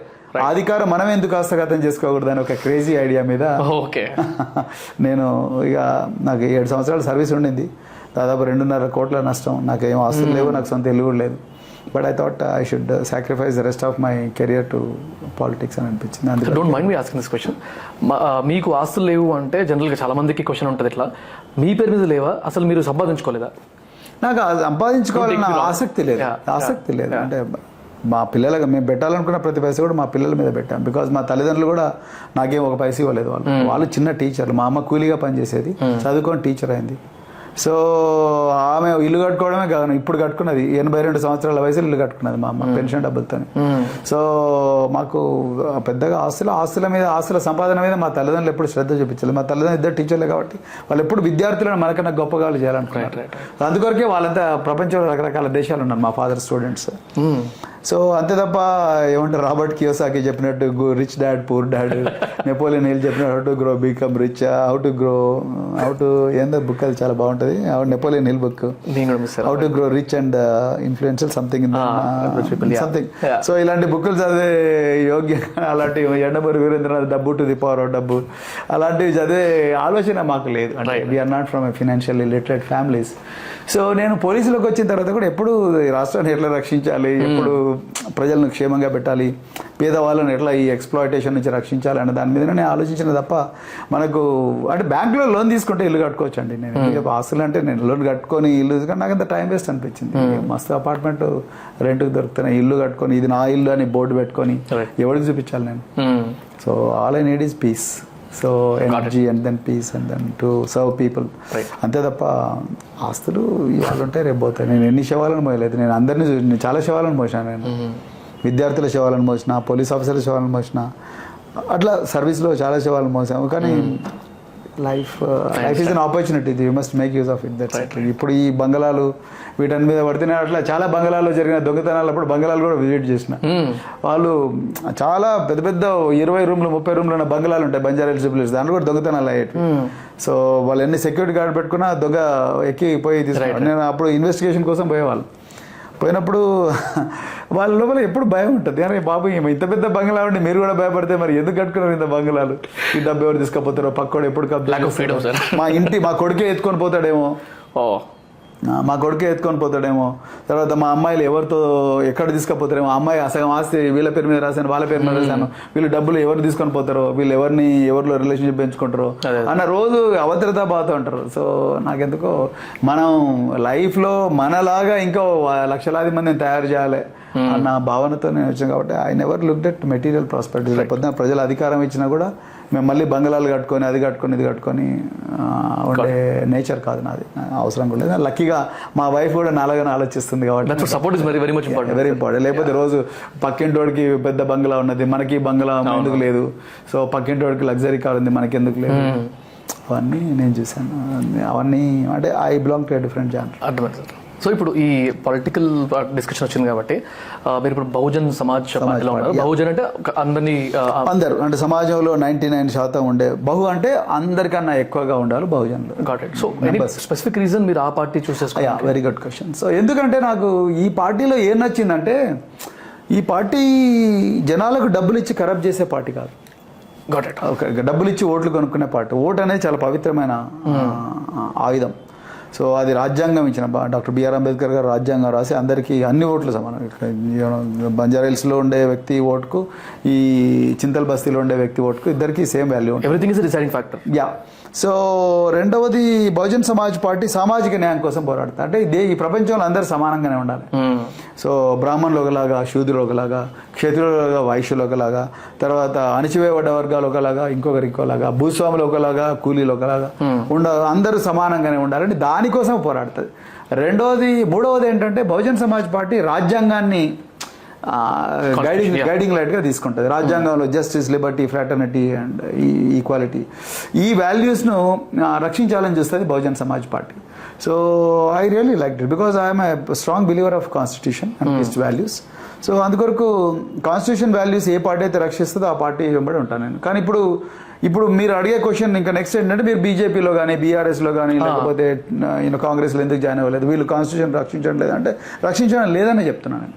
ఎందుకు చెప్తున్నా అంటే కాన్స్టిట్యూషన్ రక్షించే వాళ్ళైతే ఇంత ఇన్ఈక్వాలిటీ ఎట్లుంటుంది? ఇప్పటికి కూడా ఊర్లలో 75 సంవత్సరాల నుంచి భూమి లేని నిరుపేదలు అట్లనే ఉన్నారు. డబ్బున్న వాడికేమో పెద్ద బంకలా ఉంటుంది, మిగతా వాళ్ళందరూ కూడా గుడిసెల్లో బతుకుంటారు, రేకుల షెడ్లలో బతుకుంటారు. ఇప్పటికి కూడా 30% ఆఫ్ ద పాపులేషన్ దగ్గర భూములే లేవు. రైట్. సో స్కూల్ శిథిలావస్థలో ఉన్నాయి. తర్వాత మనం ఇంతకుముందే మాట్లాడడం దాని గురించి. హాస్పిటల్ కూడా అంతంత మాత్రం ఉన్నాయి. సో ఎక్స్ప్లాయిటేషన్ అనేది పీక్లో ఉంది. అంటే మరి ఈ పార్టీలన్నీ ఏం చేసినట్టు? ఎందుకు పేద ప్రజల చేతిలోకి ఆస్తి రాలేదు? ఎందుకు పేద ప్రజలు కూడా మరి వీళ్ళలాగా సంపాదించేస్తారు? ఇప్పుడు కల్వకుంట్ల కవిత గారి దగ్గర 20 లక్షల వాచ్ ఉంటుంది, పేదల దగ్గర 1000 రూపాయల వాచ్ కూడా ఉంటుంది. అంటే ఉదాహరణకు చెప్తాను, ఆమెనే చెప్పారు ఆ విషయం, నేను చెప్పింది కాదు. ఇలా ఇంటర్వ్యూస్లో ఆమెనే చెప్పారు, నాకు 20 లక్షల వాచ్ ఉంది, నేను కష్టపడి సంపాదించుకొని చెప్పారు. పర్ఫెక్ట్. సో ఆ సీక్రెట్ పేదలకు ఎందుకు తెలుస్తలేదు? ఇప్పుడు వారు ఈడీ రిపోర్ట్ చూస్తే మీరు 100 కోట్ల రూపాయలను బోయినపల్లి దగ్గర ఉండే బేగంపేట ఎయిర్పోర్ట్లో విమానంలో తరలించి ఢిల్లీలో లంచం ఇచ్చారని ఈడీ షార్ట్ షీట్లో ఉంటుంది. ఓకే. సో ఆ 100 కోట్ల రూపాయలు ఎట్లా వచ్చినాయి? పేదలకు ఎందుకు రావట్లేదు, మీకెందుకు రావట్లేదు, నాకెందుకు రావట్లేదు? ఎక్కడి నుంచి వస్తున్నాయి? ఆ సీక్రెట్ మాకు కూడా చెప్పాలి కదా. అంటే ఈ పార్టీస్ అన్ని కూడా, అది ఒక బీఆర్ఎస్ పార్టీనే కాదండి, మిగతా పార్టీలు నేను ఏ పార్టీలో అయితే జాయిన్ కాలేదో ఆ పార్టీల గురించి చెప్తున్నా. అక్కడ అందరికీ సమానమైన అవకాశాలు ఇవ్వాలి, అందరినీ మనలాగే లగ్జరీ కార్లలో తిప్పగలగాలి, అందరికి కూడా మనలాగే జూబ్లీ హిల్స్, బంజారా హిల్స్, నియోపోలిసో, లేకపోతే గచ్చిబౌలో, మాదాపూరో ఇలాంటి ప్రాంతాల్లో కూడా అలాంటి ప్రాంతాల్లాగా అన్ని ప్రాంతాలను తయారు చేయాలి అనేది ఆ భావన ఎందుకు రావట్లేదు? ఇప్పుడు ఉదాహరణకు మీకు గచ్చిబౌల్లో ఎకరానికి 100 కోట్లు వస్తుంది, మీకు రాచకొండ గుట్టలలో వస్తుందా? రాదు. అంటే అక్కడ పేదోళ్ళు ఉంటారు, అక్కడ బంజారాలు ఉంటారు, అందుకొరకు వాళ్ళ ఇందాక మీరు చెప్పినట్టు people make the land value. అంతే కదా. ఇప్పుడు వాళ్ళు అందరూ పోయి అక్కడనే ఇన్వెస్ట్ చేస్తున్నారు, ఎందుకు రాచకొండ గుట్టలు చేయరు? ఉదాహరణకు చెప్తున్నాను. సో అంటే ఎక్కడ పేదవాడు ఉంటాడో అక్కడ అవకాశాలు ఉండవు. ప్రభుత్వ హాస్పిటల్కి పోయే వాళ్ళంతా ఎవరు? పేదవాళ్ళు. ప్రభుత్వ స్కూళ్ళకి పోయే వాళ్ళంతా ఎవరు? ఇళ్లలో పనిచేసే తల్లుల బిడ్డలు, పేదవాళ్ళు, ఆటో డ్రైవర్ల బిడ్డలు. సో వాళ్ళ గురించి ఎవరైనా ఆలోచిస్తాడా? ఈ పార్టీలు మరి ఇప్పటికి కూడా మనం 30,000, 50,000, 60,000 పెట్టి ప్రైవేట్ స్కూళ్ళకి పోయి మన పిల్లలు చదువుకునే పరిస్థితి ఎందుకు వచ్చింది? అందరికి ఆ స్తోమత ఉంటుందా? ఆ అన్ని డబ్బులన్నీ ఉద్యోగం వేస్తే మరి ఇల్లు కట్టుకున్నది ఎక్కడ? ఆరోగ్యం చెడిపోతే మరి ఎట్లా? టాబ్లెట్స్కి ఎవరిస్తారు? గవర్నమెంట్ ఇస్తుందా? అంత స్కీములు ఉన్నాయి గవర్నమెంట్ దగ్గర. సో అంటే ఈ పార్టీలన్నీ కూడా ఎలక్షన్ల వరకే, ఎలక్షన్ వచ్చినప్పుడే ఎస్సీలు గుర్తుకొస్తారు, ఎలక్షన్ వచ్చినప్పుడే బీసీలు గుర్తుకొస్తారు, ఎలక్షన్లో ఇప్పుడే మహిళలు గుర్తుకొస్తారు, ఎలక్షన్లో ఇప్పుడే ఉద్యోగులకు పీఆర్సీ గుర్తుకొస్తుంది, ఎలక్షన్లో వచ్చినప్పుడే రైతుల రుణమాఫీ గుర్తుకొస్తుంది, ఎలక్షన్లో పోయిన వెంటనే డోర్ క్లోజ్ చేస్తారు. సో నాకు అందుకొరకే నిజంగా రాజ్యాంగాన్ని తూచా తప్పకుండా, రాజ్యాంగంలో ఉండే ప్రాథమిక హక్కులు కానీ, తర్వాత రాజ్యాంగంలో ఉండే ఆదేశిక సూత్రాలు కానీ, వీటన్నిటిని కూడా తూచా తప్పకుండా పాటించే పార్టీ ఏదైనా ఉందంటే నాకు బహుజన్ సమాజ్ పార్టీ వచ్చింది. సో చాలా మంది అడిగే క్వశ్చన్ ఏంటంటే వాళ్ళు ఇప్పుడు అధికారంలో లేదు కదా అంటే, నేను ఒక పార్టీ అధికారంలో ఉందా లేదా అని చూసి నేను పార్టీ జాయిన్ కాలే. నేను ఏదైనా పని చేస్తున్నా అంటే నాకు సాటిస్ఫాక్షన్ ఉండాలి బ్రదర్. అవును సార్. మనం అక్కడ పోయి ఇవాళ వాడిని దోచుకొని రాపో, ఇవాళ వాడిని భూమి కబ్జా చేయి, తర్వాత ఇల్లు గుల్లగొట్టు, లేకపోతే ఇవాళ హిందూ ముస్లింల మధ్య మత కలలు పెట్టు, సో అని చెప్పి రాత్రి మనం స్టార్ బాక్స్లో కూర్చొని కాఫీ తాగుదాం, లేకపోతే బ్లూ బాక్స్లో కూర్చొని లిక్కర్ తాగుదాం అనే పార్టీల ఆ ధోరణికి నేను వ్యతిరేకం అంటాను. సో నాకు అవసరం లేదు, నీకు సాటిస్ఫాక్షన్ ఉండాలి లైఫ్లో. ఇన్ఫాక్ట్ మీలాంటి వాళ్ళని నేను అంటే ఎగ్జాంపుల్ బ్యూరోక్రాట్స్ కానివ్వండి, సివిల్ సర్వెంట్స్ కానివ్వండి, ఇలాంటి వాళ్ళు పాలిటిక్స్లో రావడం చాలా చూస్తున్నాం, వాలంటీర్ రిటైర్మెంట్ తీసుకొని. So what you feel sir, ఇట్లాంటి వాళ్ళు ఎక్కువ అవ్వడం వల్ల, అంటే ఎక్కువ వస్తే ఈ traditional way of politics or election ఏదైతే పర్ఫామ్ చేస్తారో ట్రెడిషనల్ వేలో డబ్బులు ఇచ్చి ఓట్ ఫర్ నోట్ లాంటి కాన్సెప్ట్స్ ఏవైతే ఉంటాయో, ఇలాంటివన్నీ మారడానికి ఇంకెన్ని రోజులు పడవచ్చు? ఇలాంటి వాళ్ళు ఇంకెంతమంది రావాలి? ఎక్కువ మంది వస్తే బాగుంటుంది. విద్యార్థులు మీలాంటి వాళ్ళందరూ కూడా రాజకీయ youngsters into the politics, me opinion? Youngsters రావాలి, యాజ్ మెనీ యాజ్ పాసిబుల్ రావాలి, వస్తేనే వీళ్ళు మారుతారు. రెండోది వచ్చిన తర్వాత వాళ్ళు ఏ ఐడియల్స్ కోసం వచ్చారో ఐడియల్స్ని పట్టుకొని అట్లే నిలబడాలి. వచ్చిన తర్వాత ఇసుక దందా మనం ఉంది కదా పోలీసు వాళ్ళకి చెప్పి, సో ఇసుక దందా చేద్దాం, లేకపోతే 10 లారీలు కొందాం, సో బ్లాక్ దందా చేద్దాం, లేకపోతే ఇంకేమైనా దందాలు చేద్దాం, భూములు కబ్జా చేద్దాం, ఫేక్ డాక్యుమెంట్స్ ఇద్దామని వాళ్ళు కూడా ఆలోచిస్తే there is no hope to the country. వింటా ఉంటాం కదా సార్, ఒక కార్పొరేటర్ గెలవాలంటే 2-3 కోట్లు ఖర్చు పెట్టి ఎందుకు ఎక్కడ నుంచి వస్తున్నాయి డబ్బులు అంటున్నాను నేను. That's my question. ఇలా మునుగోడు బై ఎలక్షన్ లో మేము పోటీ చేసామండి. మునుగోడు బై ఎలక్షన్స్ లో 2 పార్టీలు బీఆర్ఎస్ అండ్ దెన్ బీజేపీ 2 కలిపి 1000 కోట్లు ఖర్చు పెట్టారు. ఎక్కడి నుంచి వచ్చిన 1000 కోట్లు? ఎవరు డబ్బులు? ఒక్క ఇంటికి 1,050,000 ఇచ్చారు. 3 నెలలు కంటిన్యూస్గా ఫ్రీగా లిక్కర్ ఇచ్చారు. 3 నెలలు కంటిన్యూస్గా ఫ్రీగా లిక్కర్ ఇచ్చారు. లాస్ట్ 20 రోజులు ఇంటికి ఫ్రీ మటన్ పంపించారు. డౌట్ సార్, ఇప్పుడు మునుగోడు అనేది చిన్న ప్రాంతం, అంటే రేడియస్ వైజ్ చూసుకుంటే ఎలక్షన్ కమిషన్ అనేది ఇన్ కేస్ ఆడిట్ చేసినా కూడా ఈజీగా అర్థమవుతుంది కదా సార్. పూర్తిగా విఫలం. How can they manipulate? వాళ్ళు స్పెక్టేటర్స్ చెప్పారు ఎలక్షన్ కమిషన్, వాళ్ళు ఏం చేయలేరు. అందుకొరకే పడితే ఉన్నది. ఎవరు నమ్మరు సార్ మరి ఎలక్షన్స్ విషయంలో? అదే కదా నేను అదే ప్రశ్న అడుగుతున్నా, ఎవరు నమ్మాలి? అందుకొరకే మీలాంటి యూత్ రాజకీయాలకు రావాలి. ఎందుకంటే అంటే మన వాళ్ళు యూత్ ఏంటంటే ఫస్ట్ ఓటేరు బాయ్, ఓటేరు. ఈ రోజు మంచిగా మాల్లో పోయి ఏమంటారు జీవిక మాల్ లేకపోతే ఫ్రెండ్స్ కలిసి చిల్అవుట్ చేద్దాం, లేకపోతే ఇంటికి పోదాం అమ్మ నాన్న చూసి వద్దాం, లేకపోతే హోంవర్క్ చేసుకుందాం, లేకపోతే పెండింగ్ ప్రాజెక్టు అది చేసుకుందాం. ఈ లేని పని పంచాయతీ లైన్లో నిలబడతా అనుకుంటాం, కానీ అక్కడే పబ్లో కాలేస్తున్నాం. మన బొంద మనమే తవ్వుకుంటున్నాం. కంపల్సరీ ఓటేయాలి, కంపల్సరీ మన భవిష్యత్తు కోసం ఓటేయాలి. Vote you are not voting for someone else, you are voting for yourself. Right. నువ్వు ఎవరైతే నచ్చిన వ్యక్తి ఉన్నాడో ఆ వ్యక్తికి నువ్వు తప్పనిసరిగా ఓటేయాల్సిందే. ఓటేస్తే ఆ వ్యక్తి వేస్తే నువ్వే రాజకీయాల్లోకి రావాలి, నువ్వన్నా రాజకీయాల్లోకి రావాలి. ఒక కార్పొరేటర్, ఒక కౌన్సిలర్, ఒక వార్డు మెంబరు వచ్చి ప్రజల సమస్యలు పరిష్కరించడానికి ప్రయత్నం చేయాలి. ఇవాళ నేను పొద్దున గ్రూప్ 2 పోస్ట్పోన్ చేయమని విద్యార్థులందరూ ధర్నా చేస్తుంటే నువ్వు వాళ్ళ దగ్గరికి వెళ్ళా. ఓకే. సో ఎందుకు ధర్నా చేస్తున్నారంటే, సార్ మమ్మల్ని 5 సంవత్సరాలు నోటిఫికేషన్ ఇవ్వకుండా ఒకటేసారి 20 నోటిఫికేషన్లు ఇప్పుడే ఇస్తే 20 నోటిఫికేషన్ల ఎగ్జామ్లను మేము 1 నెల లెటర్ రాస్తామంటారు విద్యార్థులు. అది ముఖ్యమంత్రికి తెలుసు, కేటీఆర్కు తెలుసు, సబితా ఇంద్రారెడ్డి గారికి తెలుసు, అందరికీ తెలుసు. కానీ దీని గురించి ఎవరు మాట్లాడరు. అంటే విద్యార్థుల జీవితాలు ఏమైనా పర్వాలేదు, మాకు మాత్రం ఓట్లు వస్తే చాలని కాడుకున్నారు. సో అది తప్పు అని నేను అంటా ఉన్నా. సో మీరు మొన్న చూడండి గ్రూప్ 1 లీకేజ్ అయింది పేపరు. ఒక్కొక్క పేపరు 10 లక్షలకు అమ్ముకున్నారు. కొన్ని కేసుల్లో ₹1 కోటి పోయింది. నేను ముఖ్యమంత్రి గారిని చాలాసార్లు ఛాలెంజ్ చేసిన, సార్ మీరు దయచేసి వచ్చి చెప్పండి ప్రజలకు ఎట్లా లీక్ అయిందో. ఒక్కసారి కూడా మాట్లాడలేదు. గ్రూప్ 1 టాపర్ ఎవరో మీరే చెప్పండి అన్న, మాట్లాడలేదు. ఇప్పుడు అసలు లైమ్ నోట్లో కూడా లేదు, వెళ్ళిపోయింది అంటే అయిపోయి మర్చిపోయారు. అదే ముఖ్యమంత్రి గారి ప్లాన్, అదే ఎక్కువసేపు మాట్లాడకపోతే దాని అంతరికి అదే చనిపోతుంది రైట్ అనుకుంటున్నాను. అంటే చాలా విషయాలు అంటే ఇది పెద్ద కుట్ర అండి. అంటే నేనేమంటాను అంటే ఇది ఒక పెద్ద కాన్స్పిరసీ. అందుకొరకే యూత్ తప్పకుండా పాలిటిక్స్లోకి రావాలి, రైట్ సార్, విద్యార్థులు రావాలి. అందుకొరకే మా బహుజన్ సమాజ్ పార్టీ చాలా ఓపెన్గా ఆఫర్ చేస్తున్నాం మేము. Please come. మా దగ్గర ఐఐటి ఖరగ్పూర్ స్టూడెంట్స్ ఉన్నారు, మా దగ్గర డాక్టర్స్ ఉన్నారు, మా దగ్గర ఎంటెక్ స్టూడెంట్స్ చాలా మంది కూడా we're fielding them as MLAs now. ఇప్పుడు జనరల్గా పాలిటిక్స్కి ఫెలోషిప్స్ ఉంటాయి కదా సార్, పాలిటిక్స్ ఎలా చేయాలి అలాంటిది పార్టీస్ నుంచి కూడా ఉంటాయి కదా? ఉంటాయి. ఎందుకంటే చాలా మందికి పాలిటిక్స్ నాలాంటి వాడికి ఇంట్రెస్ట్ ఉన్నా కూడా పాలిటిక్స్ రావచ్చు, నేర్చుకోవచ్చు. వాలంటీర్ గా మీ దగ్గర మా దగ్గర నేర్చుకోవచ్చు. సర్వింగ్ ఎమ్మెల్యేస్ దగ్గర కూడా వెళ్ళొచ్చు, అపోజిషన్ లీడర్ దగ్గరికి వెళ్ళొచ్చు, పొలిటికల్ పార్టీస్ లో కూడా తిరగచ్చు. రియాలిటీ తెలియదు కదా చాలా మందికి, అందుకని అడుగుతున్నాను. Okay, nice nice. అండ్ చాలా విషయాలు పాలిటిక్స్ గురించి కానివ్వండి, కాస్ట్ గురించి కానీ, రిజర్వేషన్ గురించి కానీ ఇంత మాట్లాడుతాను అనుకోలేదు సార్. ఫస్ట్ ఆఫ్ ఆల్ ఆ కంఫర్ట్ వస్తుంది అనుకోలేదు. Thank you very much for that comfort. So ఒకటి సార్, మీకు పర్సనల్గా ఇన్స్పిరేషన్ అంటే మేబీ ఒక బుక్ అవ్వచ్చు, ఒక పర్సన్ అవ్వచ్చు, ఒక సిచ్యువేషన్ అవ్వచ్చు, అదొకటి. ఇంకోటి any suggestion for me in general. So last question first. Please sir. So చాలా బాగుందండి రా టాక్స్, అంటే మంచిగా చేస్తున్నారు. It's a good effort. నేను ఇంతకుముందు మీతో ఇన్ఫార్మల్గా మాట్లాడుతున్నప్పుడు చెప్పాను, తెలుగు స్టేట్స్లో పాడ్కాస్ట్ అనేది ఇంకా అంత పాపులర్ అవ్వలేదు. But I really love podcast as a medium. ఎందుకంటే పాడ్కాస్ట్ మీరు సరదాగా నడుచుకుంటూ పోతున్నప్పుడు కానీ, రన్నింగ్ చేస్తున్నప్పుడు కానీ, ఖాళీగా ఉన్నప్పుడు కానీ, బస్సులో కానీ, ట్రైన్లో కానీ, కార్లో కానీ ట్రావెల్ చేస్తున్నప్పుడు సో మీరు చాలా విషయాలు నేను నేర్చుకోవచ్చు. తర్వాత చాలామంది ఏం చూస్తారంటే లిజనర్స్ కానీ, వ్యూవర్స్ కానీ,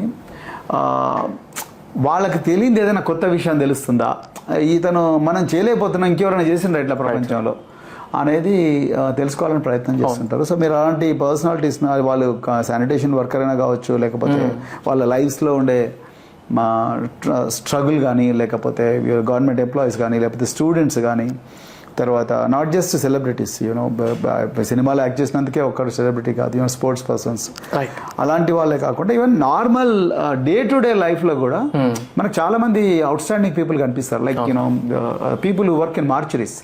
రోజు యూనో మనం శవాలంటే భయపడతాం, కానీ వాళ్ళు హండ్రెడ్స్ ఆఫ్ శవాలను ప్రతిరోజు కూడా వాళ్ళ బంధువులకు చేరవేస్తూ ఉంటారు. సో వాళ్ళ వెనక ఉండే స్టోరీస్, రైట్, ఇవన్నీ కూడా చాలా చాలా అంటే అన్స్పోకెన్, అంటే అన్స్పోకెన్, అన్సీన్. దెన్ వాళ్ళ గురించి ఎవరు పెద్దగా పట్టించుకోరు. అలాంటి స్టోరీస్ అవన్నీ కూడా మనం చేయగలిగితే, ఆటో డ్రైవర్స్, తర్వాత bus drivers, then what is stress they go through, like you know flight attendants for example. That's a very stressful job. So, but how do they do it with so much of perfection and all? So, అట్లాంటివి కొన్ని different way ఉంటుంది.